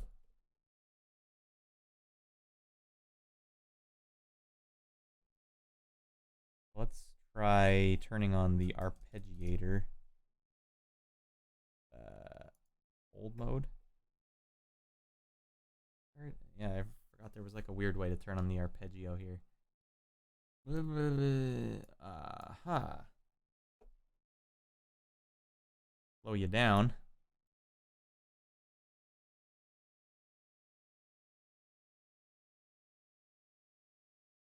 Of course, this like synth was meant for weird acid stuff.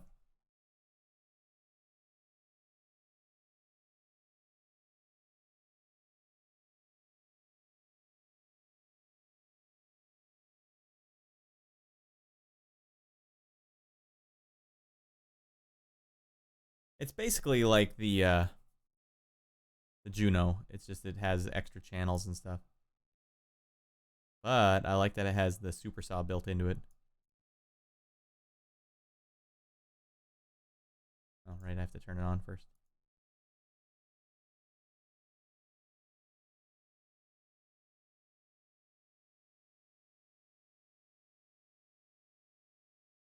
But yeah, it's basically like it, except the resonance is like, it's totally effed.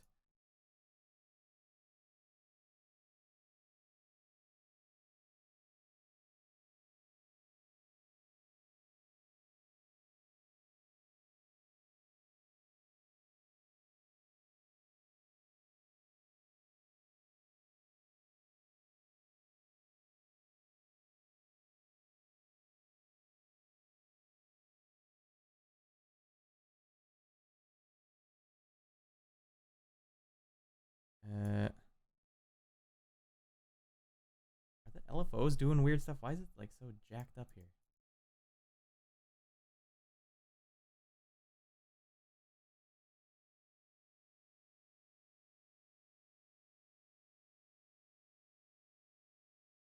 Yeah, you're probably right. I think it's built off Roland's SH101, I think, and I think that was built to sort of go along with like the 303 and I think like the 606 or something. Very similar. Oh.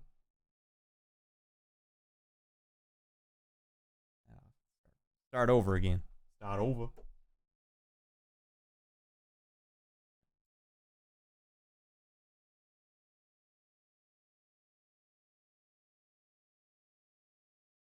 This is a little goofy here.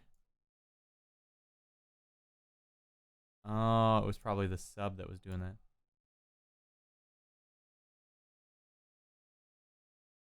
Oh, because it's too low. Okay, well then in that case, why is the sub so damn low?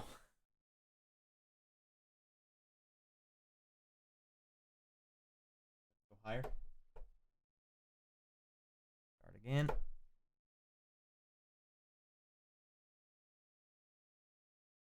That's more sensible. Man, I just wasted like 10 minutes. Now I don't have to be so worried about the goofy ass resonance.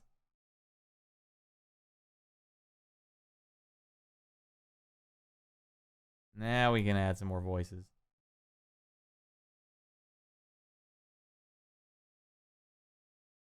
Let's just get nuts.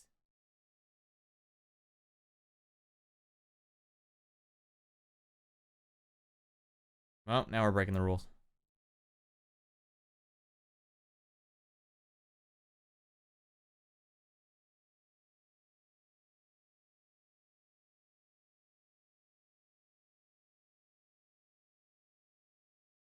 All right.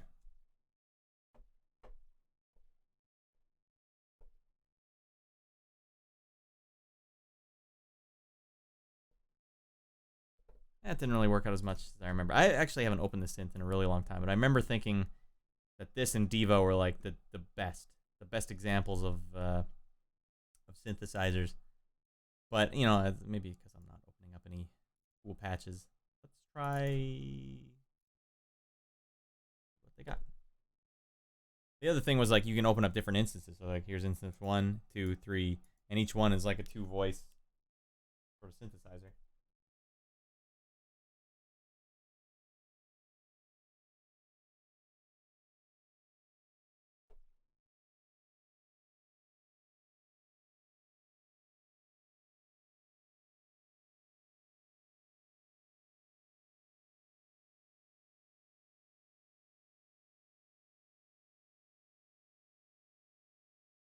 Oh, it's a split. Okay, that makes sense.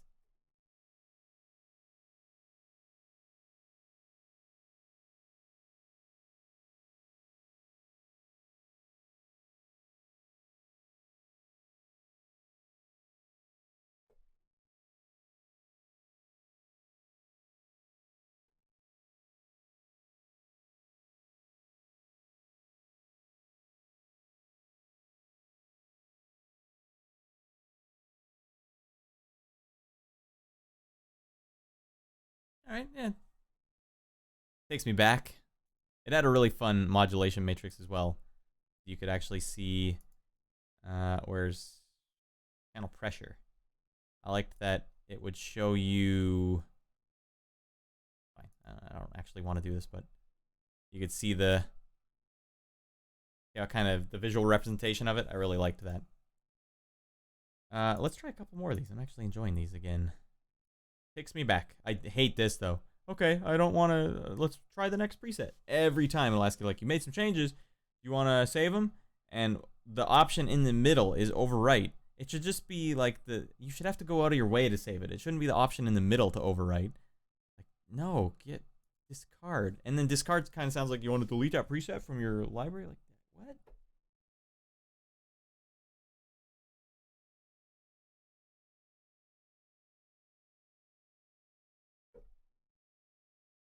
Also, for anyone watching this, sorry, this is not like a noodling around the actual videos. I can really edit out a lot of the garbage, but this, you're seeing the raw garbage.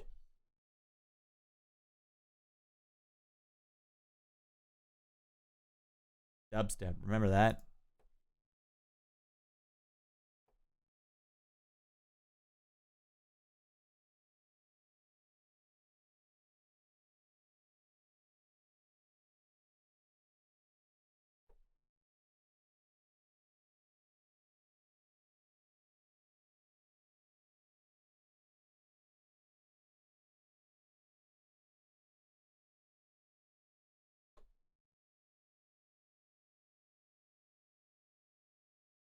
Wow.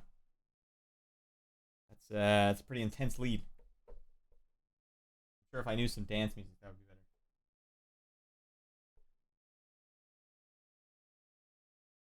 Like, there's no velocity on it.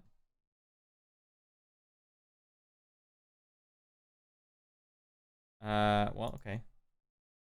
In such a case, let's go back to PercX. See if we can get something really. See if we can get something really crazy going here. Try just something at random here. Caliber.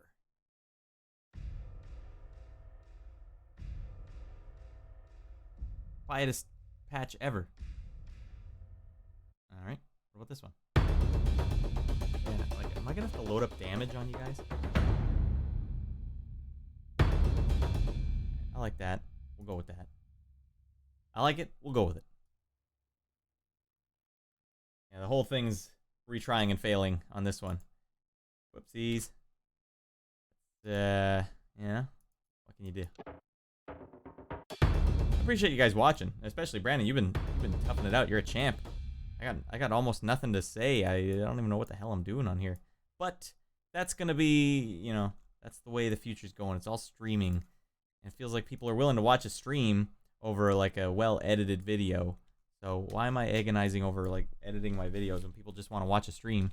But I do have to get better at streams. So that's why this is basically ground zero. This is stream number 1. I've been dabbling the last couple days trying to figure out how to get my setup.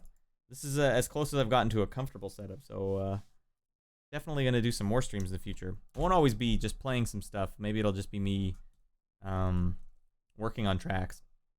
I'll have to figure out how to edit my project files that exist into something that can be just something that can be streamed. Because like I said, I have to do some weird backwatered weird stuff. Anyways, here's a little synth riff. Or a little cinematic percussion track. I can't even talk when I'm doing live stuff. Although I guess I don't normally talk when I'm writing music.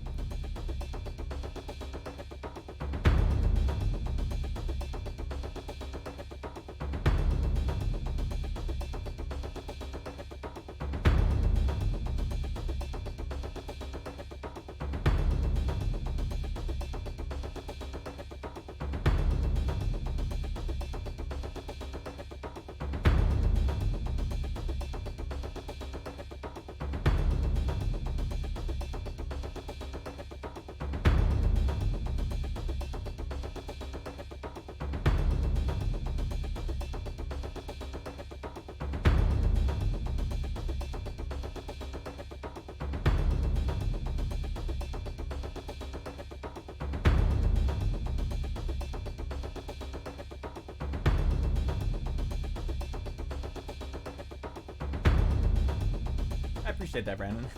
Definitely my first attempt at actually doing a stream, so I appreciate you sticking with it while I figure out what the hell I'm doing.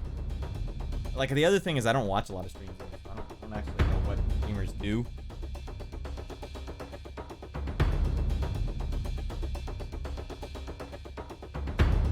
By that logic, or by that same reasoning, I don't know why people watch my channel either. A lot of the videos that I make, I don't know why people are watching them. Obviously, they watch to see what the synth sounds like.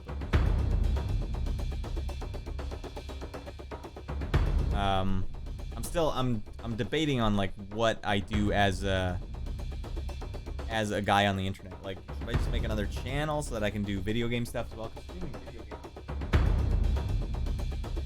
My cat's about to be a bad boy.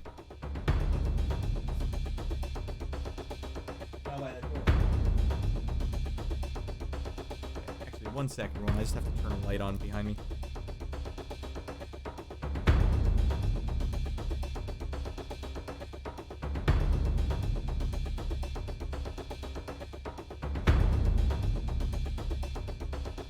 Crazy cat that likes to meow outside the door where my sleeping son and wife are. Changed my preset. Yeah, I want to do some streaming video games. That's way easier, and I like video games a lot too. Make music for video games. It fits. I'm torn. I'm in a bad spot.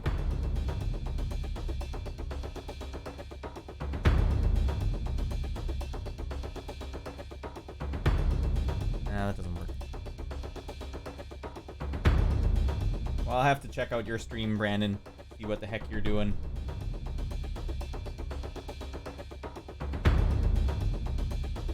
Feel free to promo it in the comments.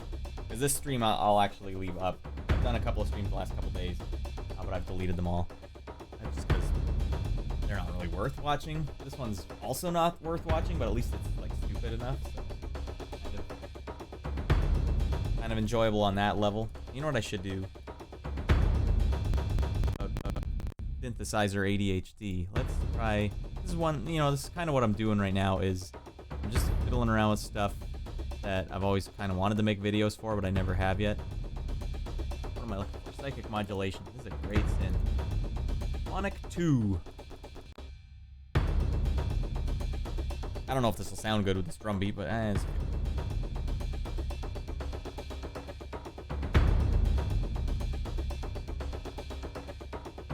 oh, no way. That's good. I'm glad I was able to bring some light to FM Drive. Although, holy crap, like, I'm sorry also that I brought you to FM Drive because it's such a 32-bit. It's the last 32-bit plugin that I have in my arsenal. This drum beat's not working for me. So let's, these. I'm just gonna play with this one. You know what? I'm gonna add some of their... They're a weird... Still degraded? Do I still have the degradation effect on there? I do. Oh, no wonder everything sounded a little warbled. This is what happens when you follow my stream. Leave, like, monstrously destructive sound effects on. Well. And the synths still have oh my. Is this even no? See, okay. Man, you guys probably weren't even hearing that the whole time. I'm awful. Diva. Awful. So here's the problem. 2 of my things just weren't going to the WDM. Now they are. You guys are too good to me. Why would anyone watch? All you would just keep hearing is that drum beat. So now...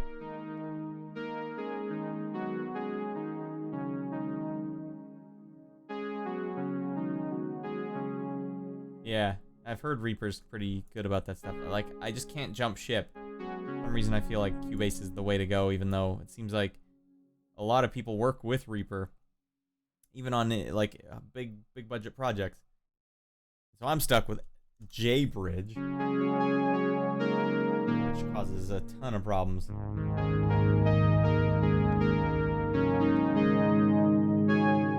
What was this? What that Diva? The Diva's not been going to your guys' speakers the entire video. Oh my lord. All right, well, that's a real kick in the pants. There was some good sounding stuff. Shoot. Now I almost feel like I should go back. Actually, okay, well, whatever.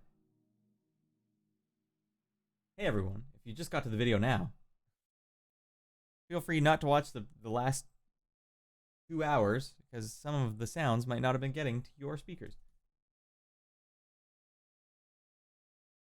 Alright, well in that case, before I get to Phonec 2, let's go back to Diva. Let's play a little Diva. Give it actually the time of day that it should have had. Diva is one of the best in the biz.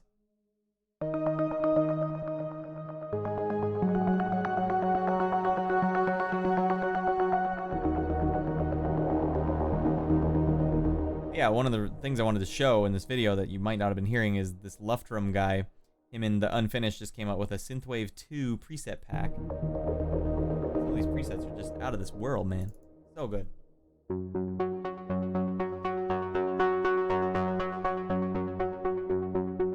He did intelligent stuff with the mod wheel, which is what I appreciate.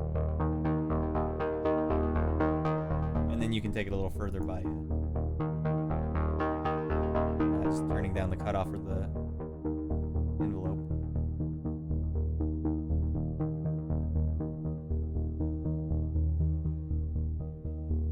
Good. Now you know what? Let's bring back the degradation now.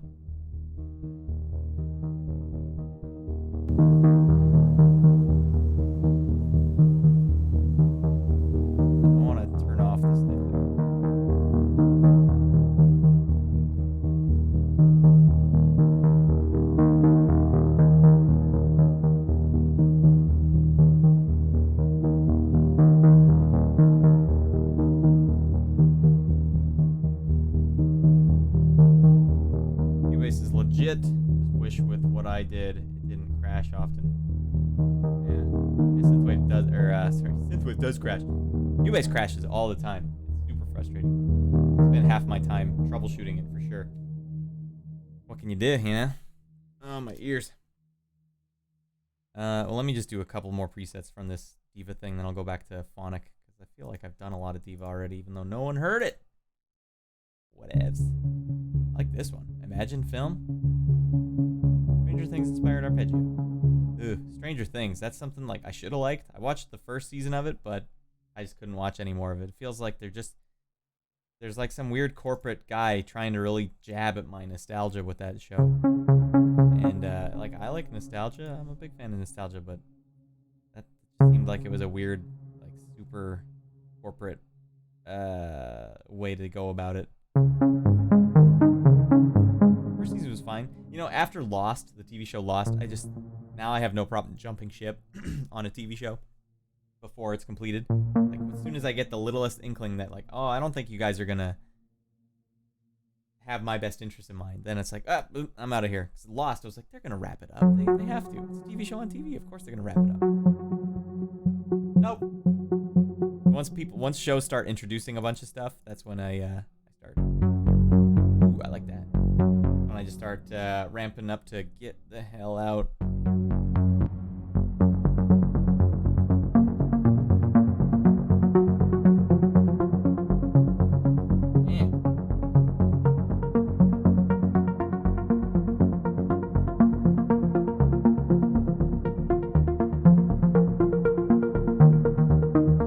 When Stranger Things finished and it didn't wrap everything up, I think that was it for me. Like, nuh-uh.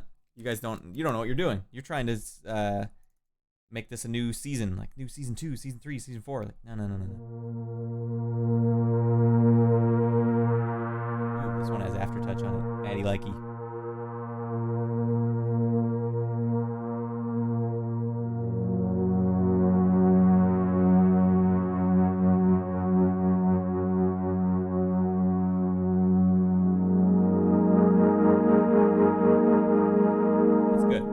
I still have the degradation effects in there.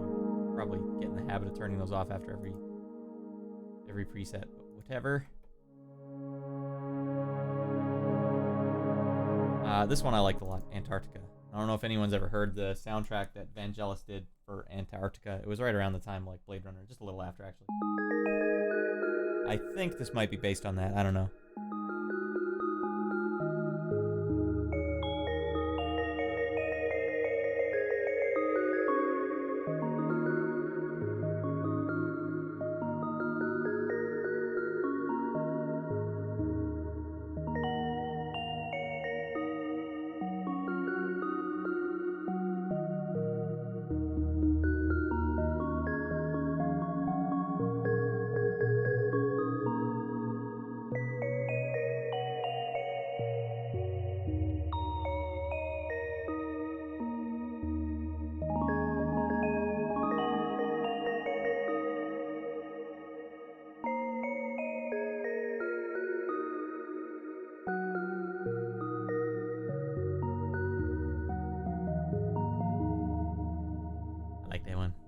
Those are easy ones for me to play. How about we just keep going? Lost in Time.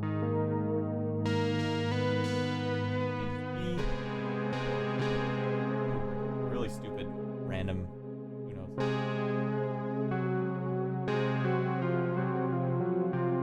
Fine.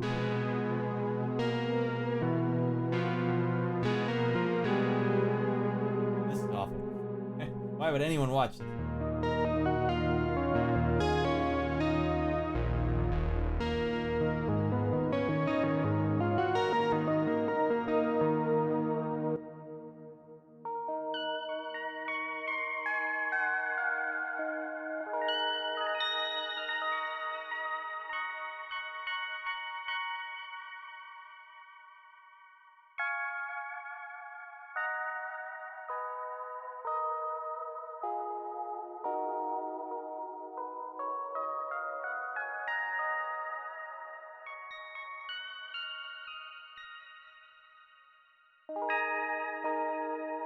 I dig it.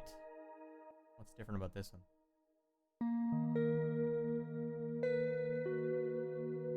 I'm doing too many like wistful ones.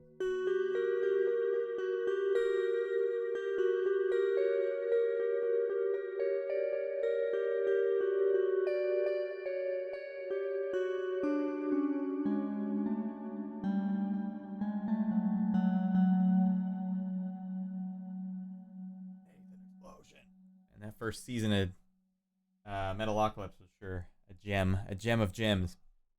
Actually, didn't watch I didn't watch any of the rest of the seasons. Just the first 2 seasons. I really liked that first season. It was because they started making them talk cleaner in the next season. Man, the funny part is when I don't even understand what they're saying. It's funny, that first episode too. First time I saw that first episode, I couldn't make any sense of anything anyone was saying because it was even nonsensical dialogue. Like, oh, the chefs are cursed. What's he talking about? Like, I don't understand. I should rewatch that at least. First season at least. All right, so now I'm gonna open up Phonec to mess with this one a bit. The big thing here on this one is the melt feature here. They've like built in the degradation effects, and of course you can ramp them up. I don't like the ones that mess with pitch too much, because then you can't really play too much. So maybe I'll just add a little, just a tad. And then let's get crazy with the echoes.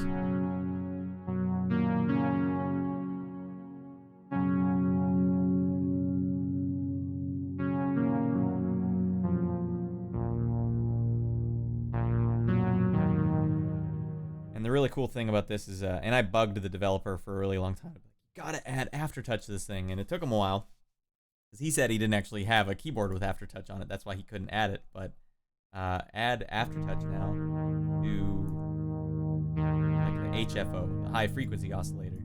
Am I right? That's insane, right?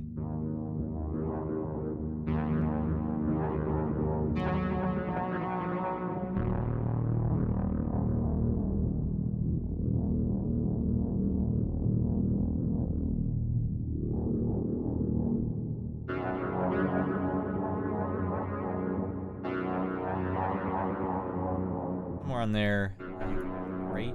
Let's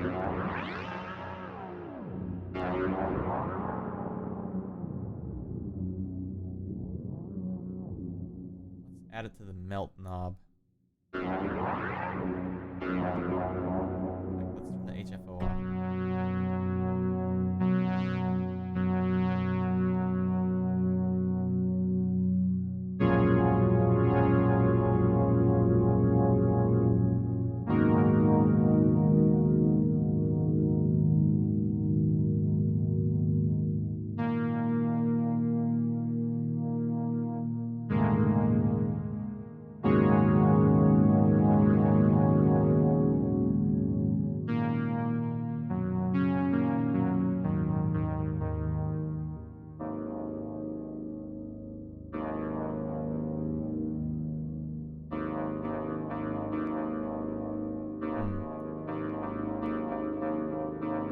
What this envelope is here for.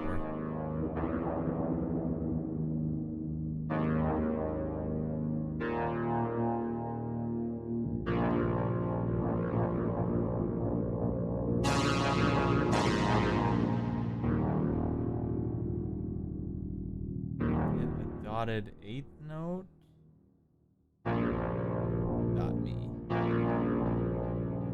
Crazy feedback.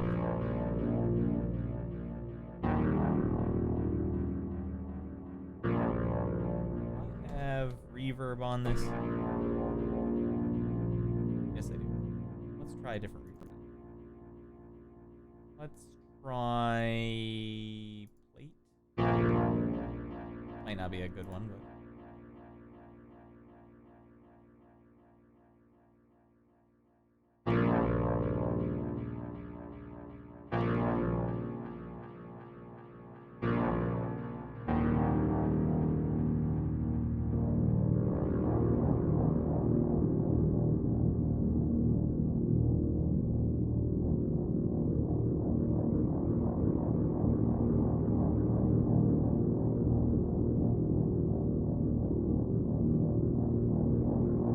right now? Yeah, I'm actually just thinking that too. I don't know what's going on in the background, but I was just gonna try and mess with the resonance.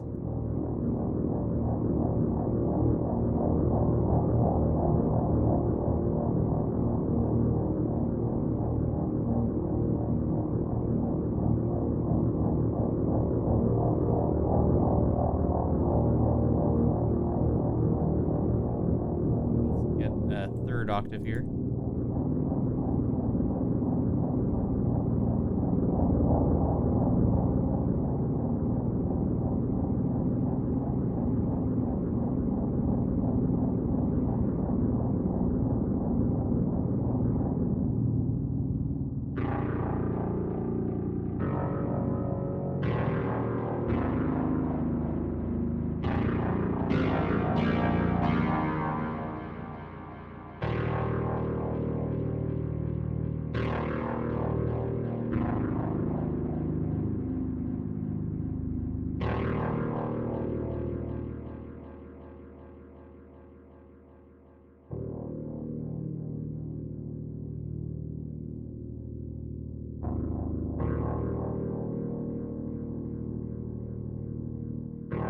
Good question. I don't know what Brad Fiedel was doing with that Terminator 1 soundtrack, but he was working with pure gold. Did he use the expander? I don't really know what that is. You know, he had the Prophet. Yeah, he had the Prophet. I don't know if he had a Fairlight. He might have. He probably did. But I know the only thing on the soundtrack that was not a synthesizer was an actual violin or some sort of stringed instrument run through a distortion pedal. That's what I heard anyways. Like, so that scene where it's like and it's like fades up and down, that was not synth. Though how I've HFO here is very interesting. So main FM, I don't even know where the FM is on this thing. I just know that the high frequency oscillator now is doing -3 octaves on main FM. If I take it off, sounds like this.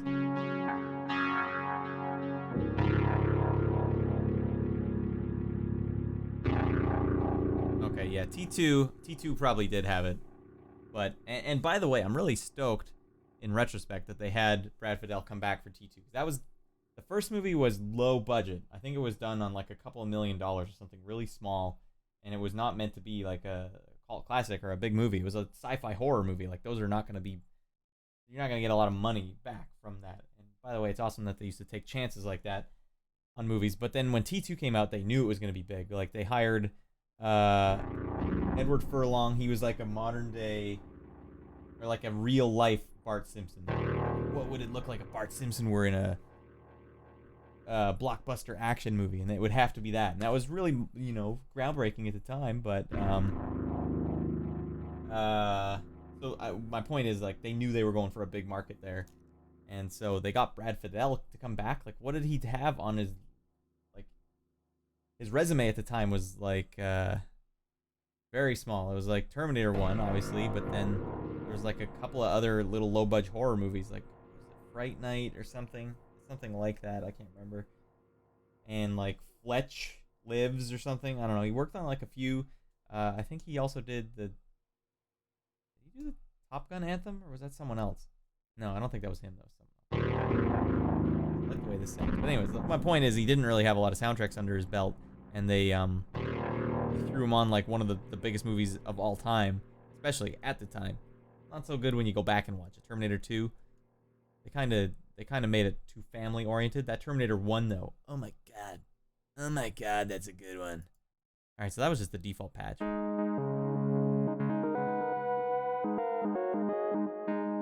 thing I like about this VSD is that, let me just make sure this is actually going. Okay, good. Everything about it sounds like old VHS logos.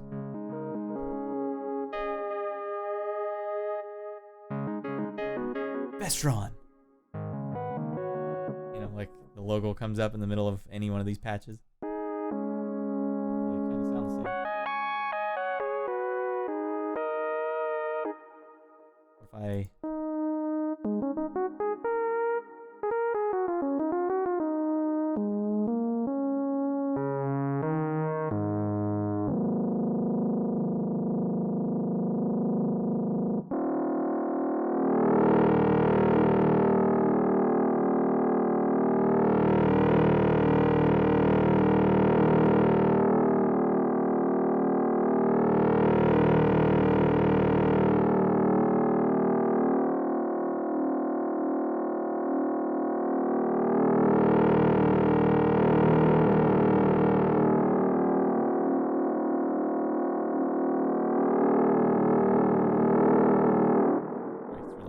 lost in this one.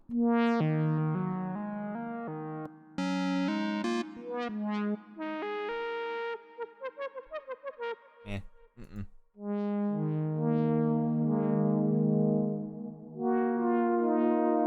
Like this one.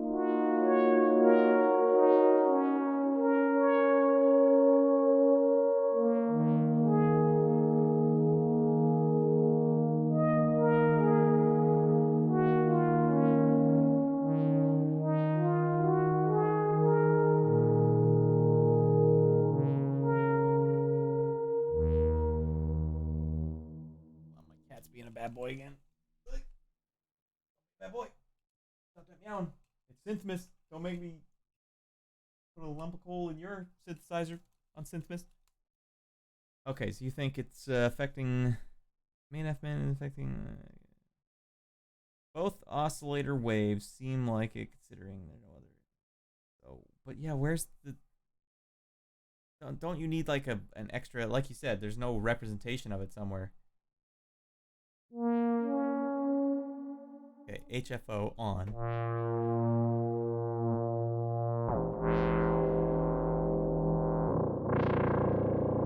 Listen to this.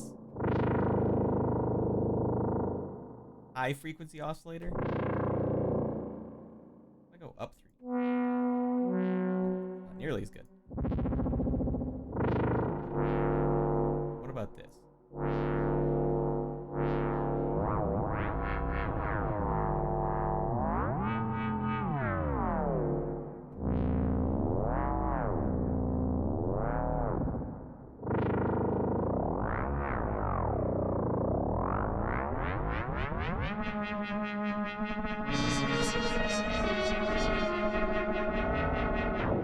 In any case, that was just one part about the synth that I thought was like really fresh. Very fresh synth.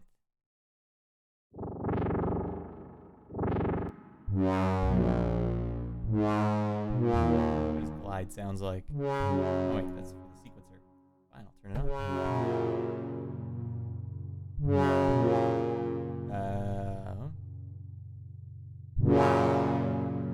We're back.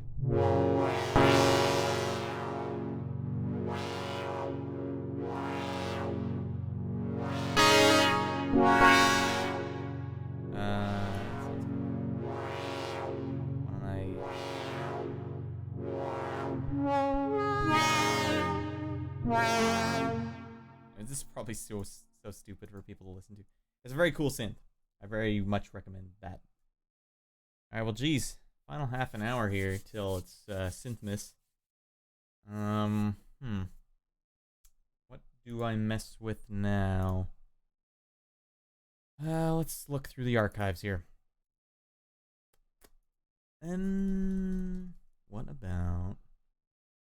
Let's try some more Arturia stuff.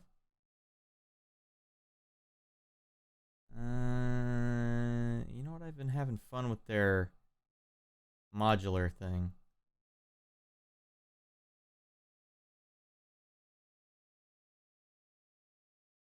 And now I can hear my voice again.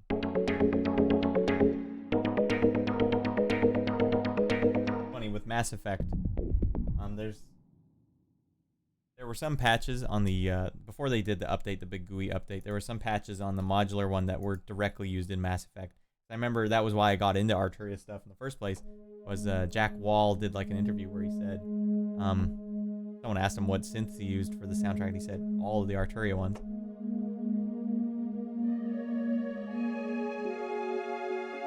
That's why I bought them right away, and noticed, oh my.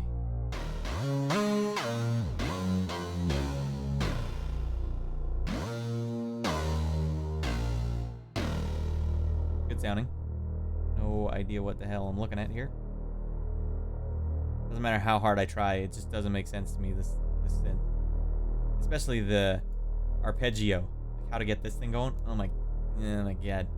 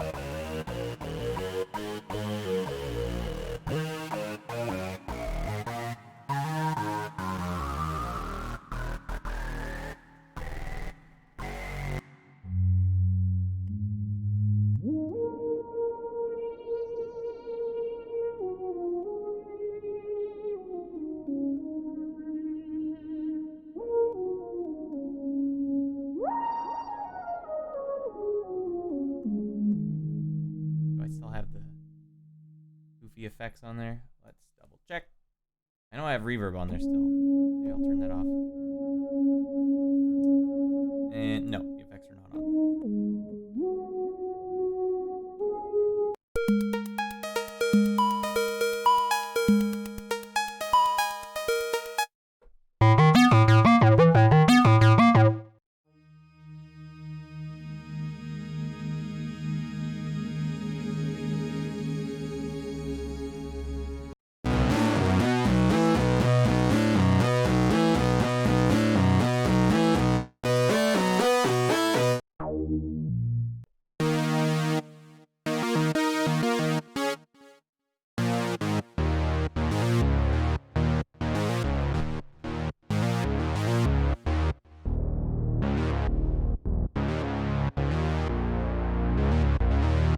Big.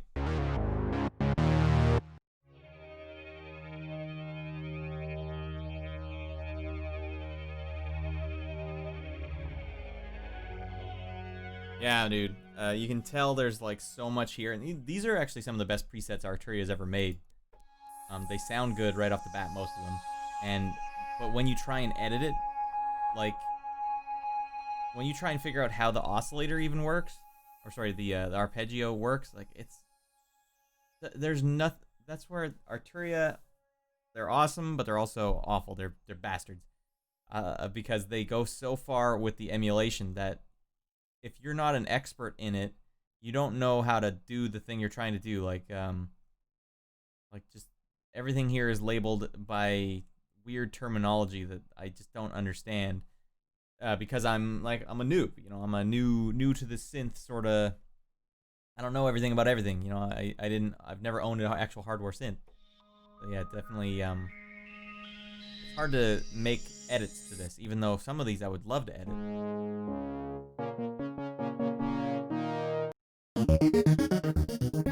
Like, is it apparent where the arpeggio is being triggered?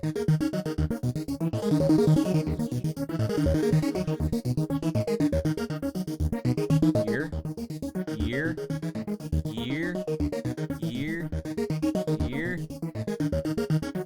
I think I figured it out. It was like one of these. What is this? Driver 2 keyboard choice. Driver sequencer choice. Sequencer choice 3. That's okay. At least I remembered where it is now. But like, okay. Oh, maybe not. Wait. Okay. Yeah.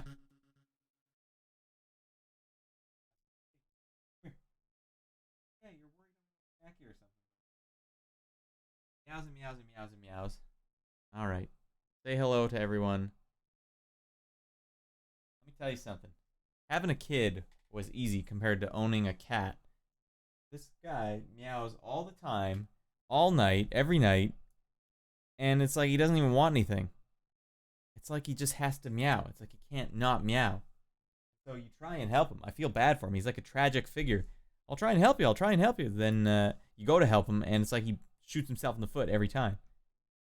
And so when you have a kid, and he's meowing and waking up the kid, or making it so you have to stop him from waking up the kid, oh my god, it's so much worse. Let's, you know, I haven't opened this one.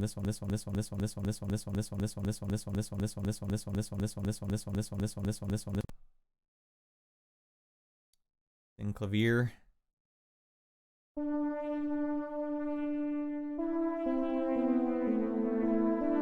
Nice, they changed the preset that it would start with to something a little nicer sounding.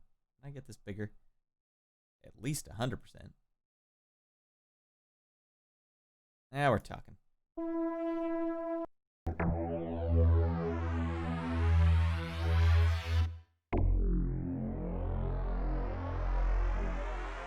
This was actually one of the first things I ever did with a Noodling Around, was a Synclavier video. And I didn't know how to pronounce it. I called it the Synclavier. Because I was thinking like sine waves, you know, it's all made from sine waves. Synclavier. Synclavier or Synclavier. I still think Synclavier is how it should be pronounced. Probably played lower. I wanted to use this ever since I found out that it was used on the Ernest Goes to Camp soundtrack. I actually emailed the guy who made the music for Ernest Goes to Camp because his name shows up in the credits, and he emailed me back. Funny. I just asked him some questions about how he made the soundtrack. Because it's just, usually it's just synth wongs, you know?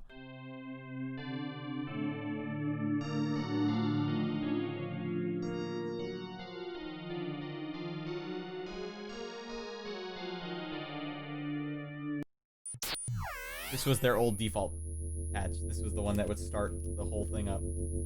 Not a great idea, guys. Not your best work.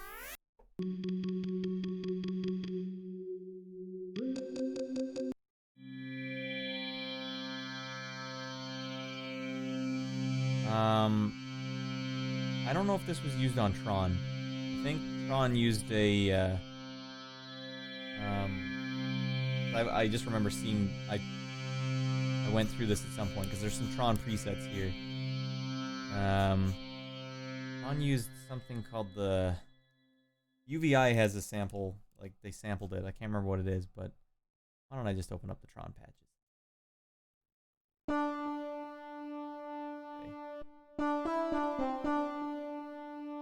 She used the DK Synergy systems, which share a lot in common with the Synclavier.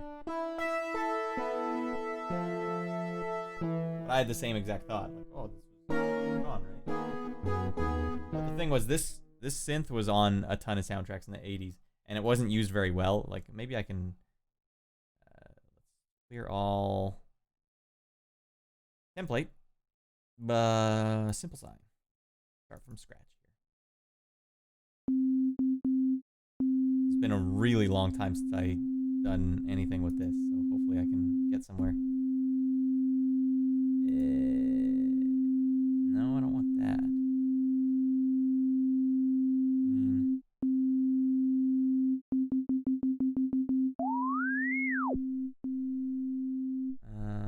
There's a way to open this up.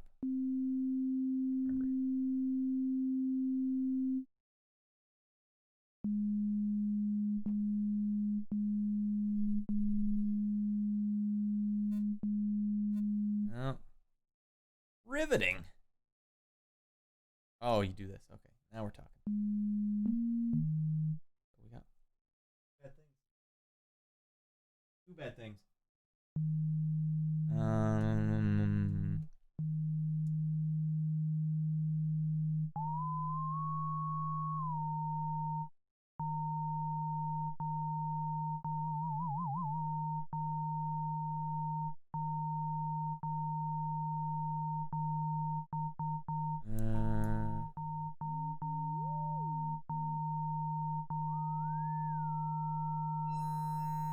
Oh, here we go.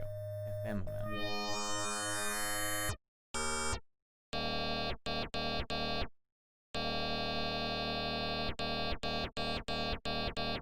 Turn that one down for now.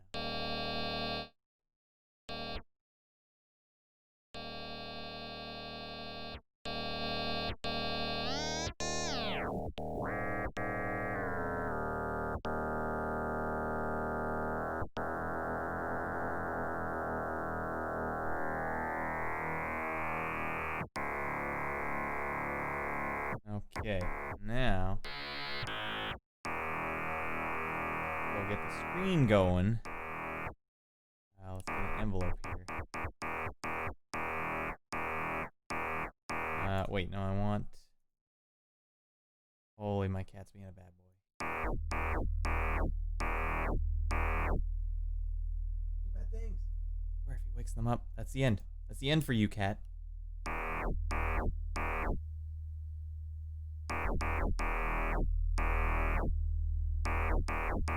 Boy, just get. Oh, FM is so silly, man. It takes so long to figure out.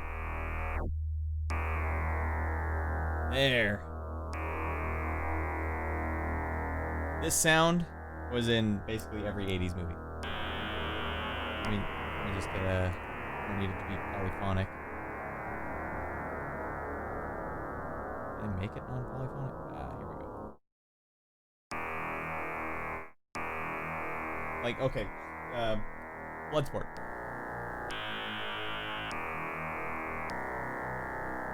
This is where Chong Li's about ready to whoop your ass.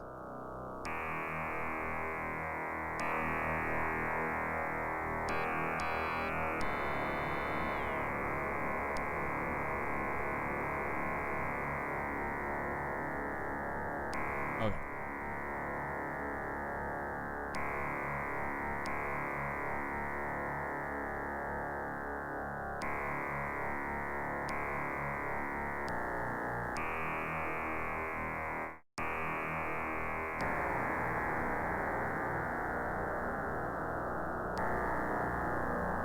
That's good, man.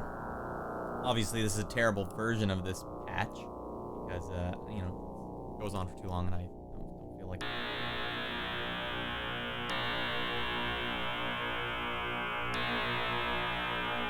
A little too long. So let's shorten it up. I mean, I can do this.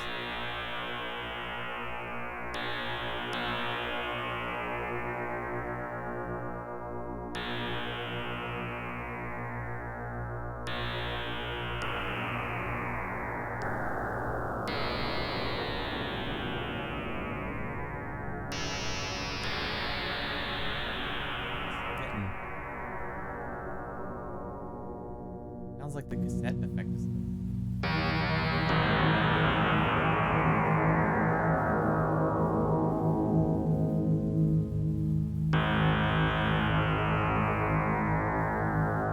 What that is?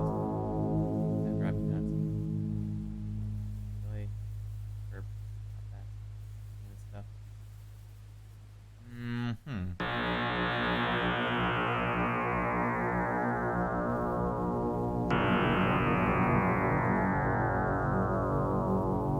That must be something I have that on.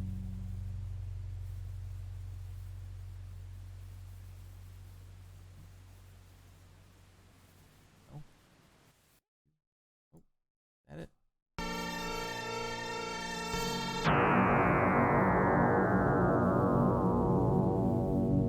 Well, that was it, but I don't know exactly what it was doing.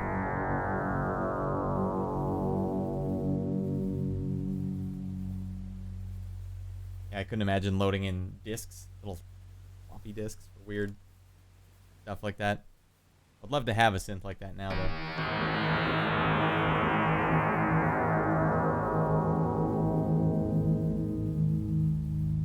Okay, you get the idea with that one.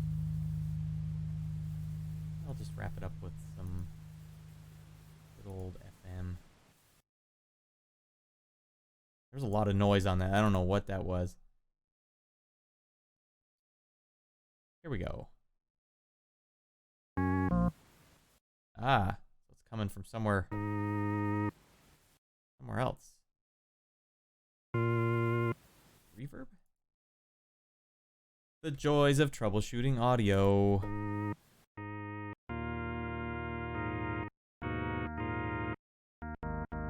You know what I'm gonna do? I mean, that was causing the sound, but it wasn't causing it before.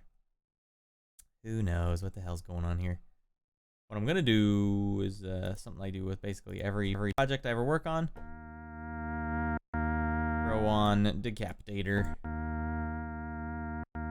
and just cut the highs off like this with distortion.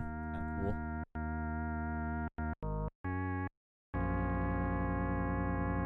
So before, after, just a little rounder, a little fatter. And let's go back to the reverb. Turn it on. By the way, this plate reverb I really do like. It's great. Now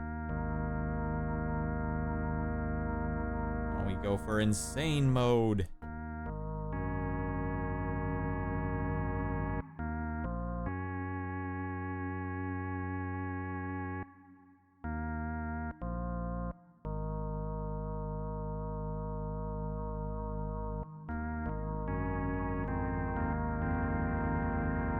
The thing I like about Decapitator is it makes really digital and cheap sounding synths just sound like they're not cheap digital synths.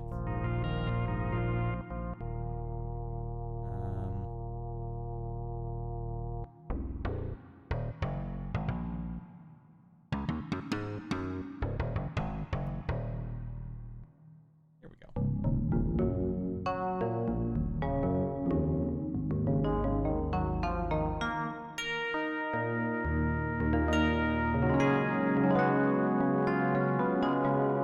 But I'm pushing it too far, now it's clipping. Don't want it to clip. The more notes you hit, the more it's gonna go up, so.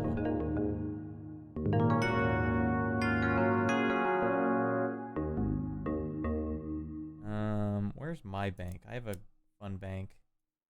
When I was scoping out sounds for Shakedown Hawaii, I made this big archive of sounds that I liked, including ones that remind me of Wings of Phonec. Right? Damn, that sounds exactly like Wings of Phonec. I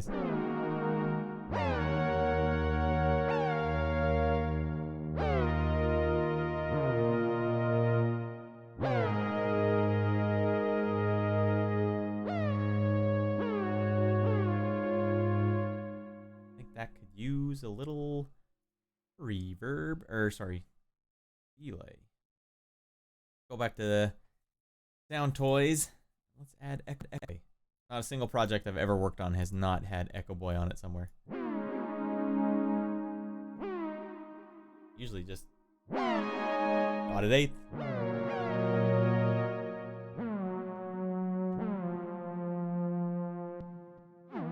Alright guys, we got 10 minutes until Synthmas is here. Appreciate everyone sticking around and watching this deranged lunatic fiddle around for 3 hours and get effectively absolutely nothing done. But I didn't really have any, I could have been working on projects at this time, but I wanted to try and get my streaming chops down. Kind of what I've done tonight. It's gonna take me a while till I actually get good and worth watching, so I appreciate just even the few people that are here watching. But, the learning process, and streaming's where things are going, so I better learn how to do some streaming if I want to get more people watching my stuff. Ooh,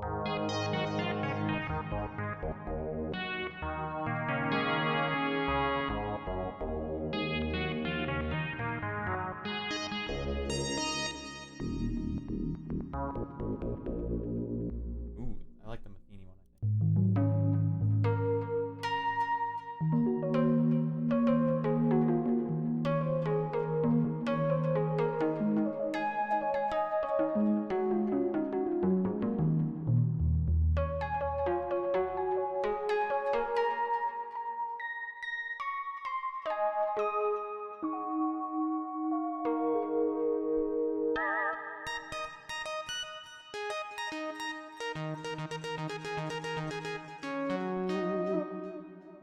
Reverb's a little much at this point. Bring you down.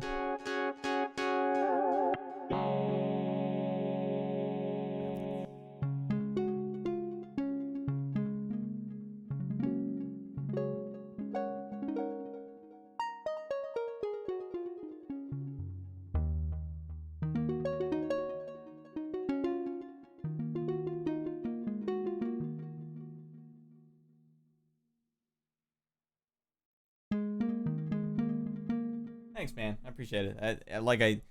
I know right now this is not the way I normally talk. This is not normally the way I think, like the way I'm processing my sentences. It's like having headphones on and hearing my own voice in the headphones already throws me off.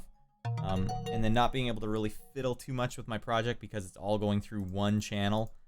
This WDM thing, like I'm gonna have to get a little better at knowing when I can go outside the box a bit, but I'm kind of stuck here.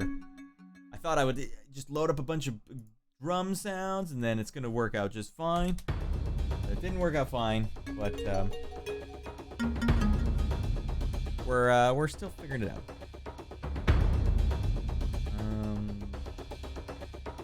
This is not the sound that you would want for this one. Smarten up.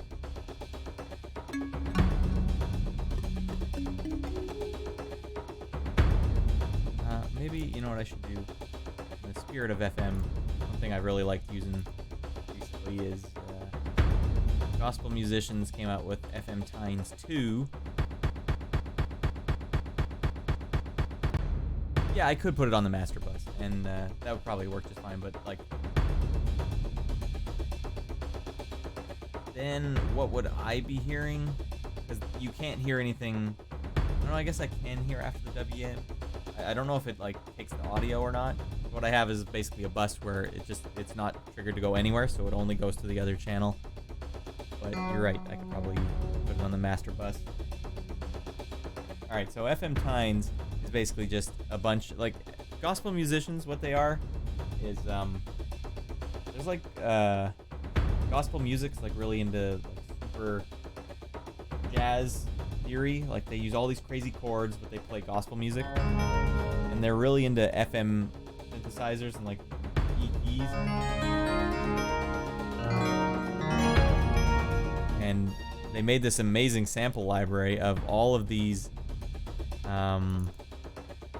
stacks, like they call them stacks. So apparently what would go on in the churches back in the days, the guys would have all these keyboards together and they would create stacks. So they would play multiple keyboards or multiple synths and then create their own sounds that way. So this guy just has insider knowledge because he's into the gospel scene, I guess.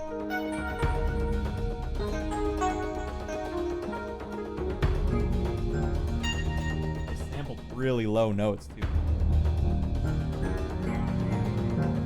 And FM sounds pretty good when you... This is actually the worst possible drum beat you could have for this stuff, but I don't know, I'm losing my train of thought. It's been 3 hours. This is like long. Really long. Let's turn this off for now.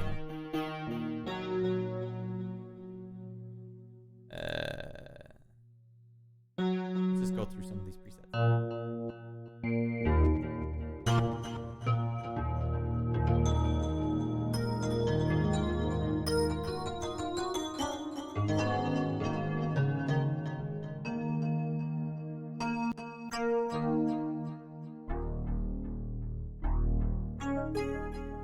The echo on there. I will keep the decapitator on there, but let me just make sure it's not clipping. Okay, good. Like this is it without it. It's a little cleaner.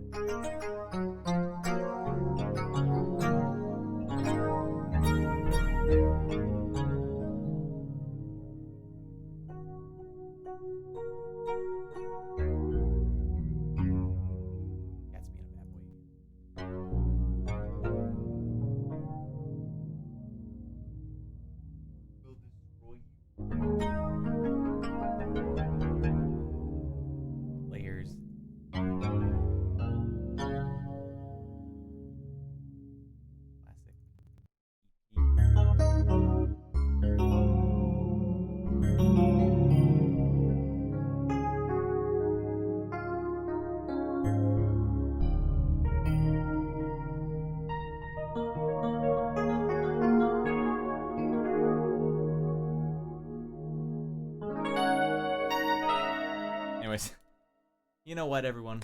That's a good place to call it. I got 4 minutes till it's Synthmas. I'm synthed out. My cat's driving me nuts. Oof. Let's see what this looks like. Oh my, that got pinned. My hair got pinned. Oh, that's itchy. I just had to make sure he wasn't meowing at my kid's door. Well, that was a fun experiment. I'm going to leave it up for anyone who wants to check it out. Although, really, it's just an archive of the lunacy of one guy that has no idea what he's doing. I don't know. You know, if anyone ever wants to give me some suggestions, if you saw anything that I played on this video that you think would make a good Noodling Around, I might consider it. Although, you know, usually with Noodling Around, I have to find the thing that would get the most people to watch it. So usually I do new stuff that's just coming out or on a sale of some kind. Yeah, the cat's getting nuts here. 3 minutes till the holiday. He's just losing his mind. How's it? Come back. Come back here. Coming back. Come back here. Let's wrap it up. Let's wrap it up, big boy. Good boy.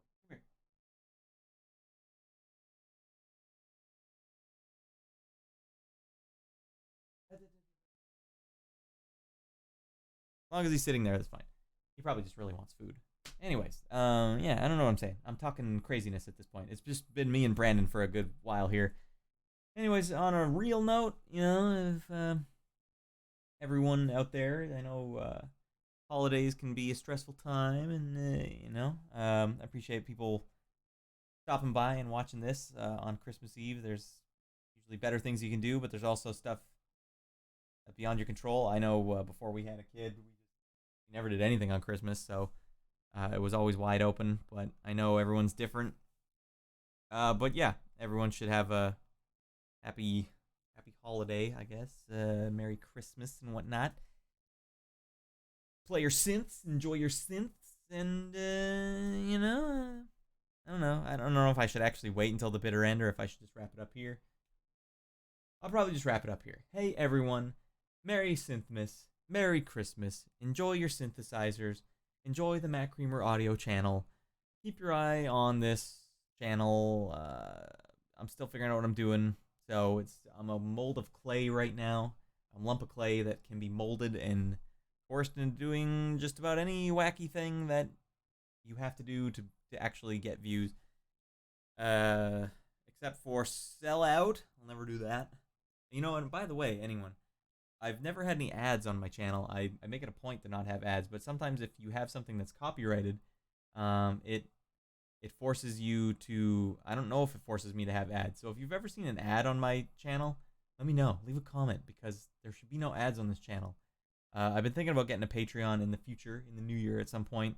So if anyone wants to support me, they could do it that way. I would never want to have ads, because personally, I have ads locked out on this house. I haven't seen ads in so long. I don't even know when new Star Wars movies come out, and people are like, hey, you're gonna go see the new Star Wars? And I'm thinking the one from before, didn't that one just come out? Wasn't it a couple months ago? It's no, it's new Star Wars. So yeah, when you have ad blockers and VPNs and all this crap, you just never see ads anymore. So I don't know if my videos have ads on them. But that's it for me. It is now officially Christmas.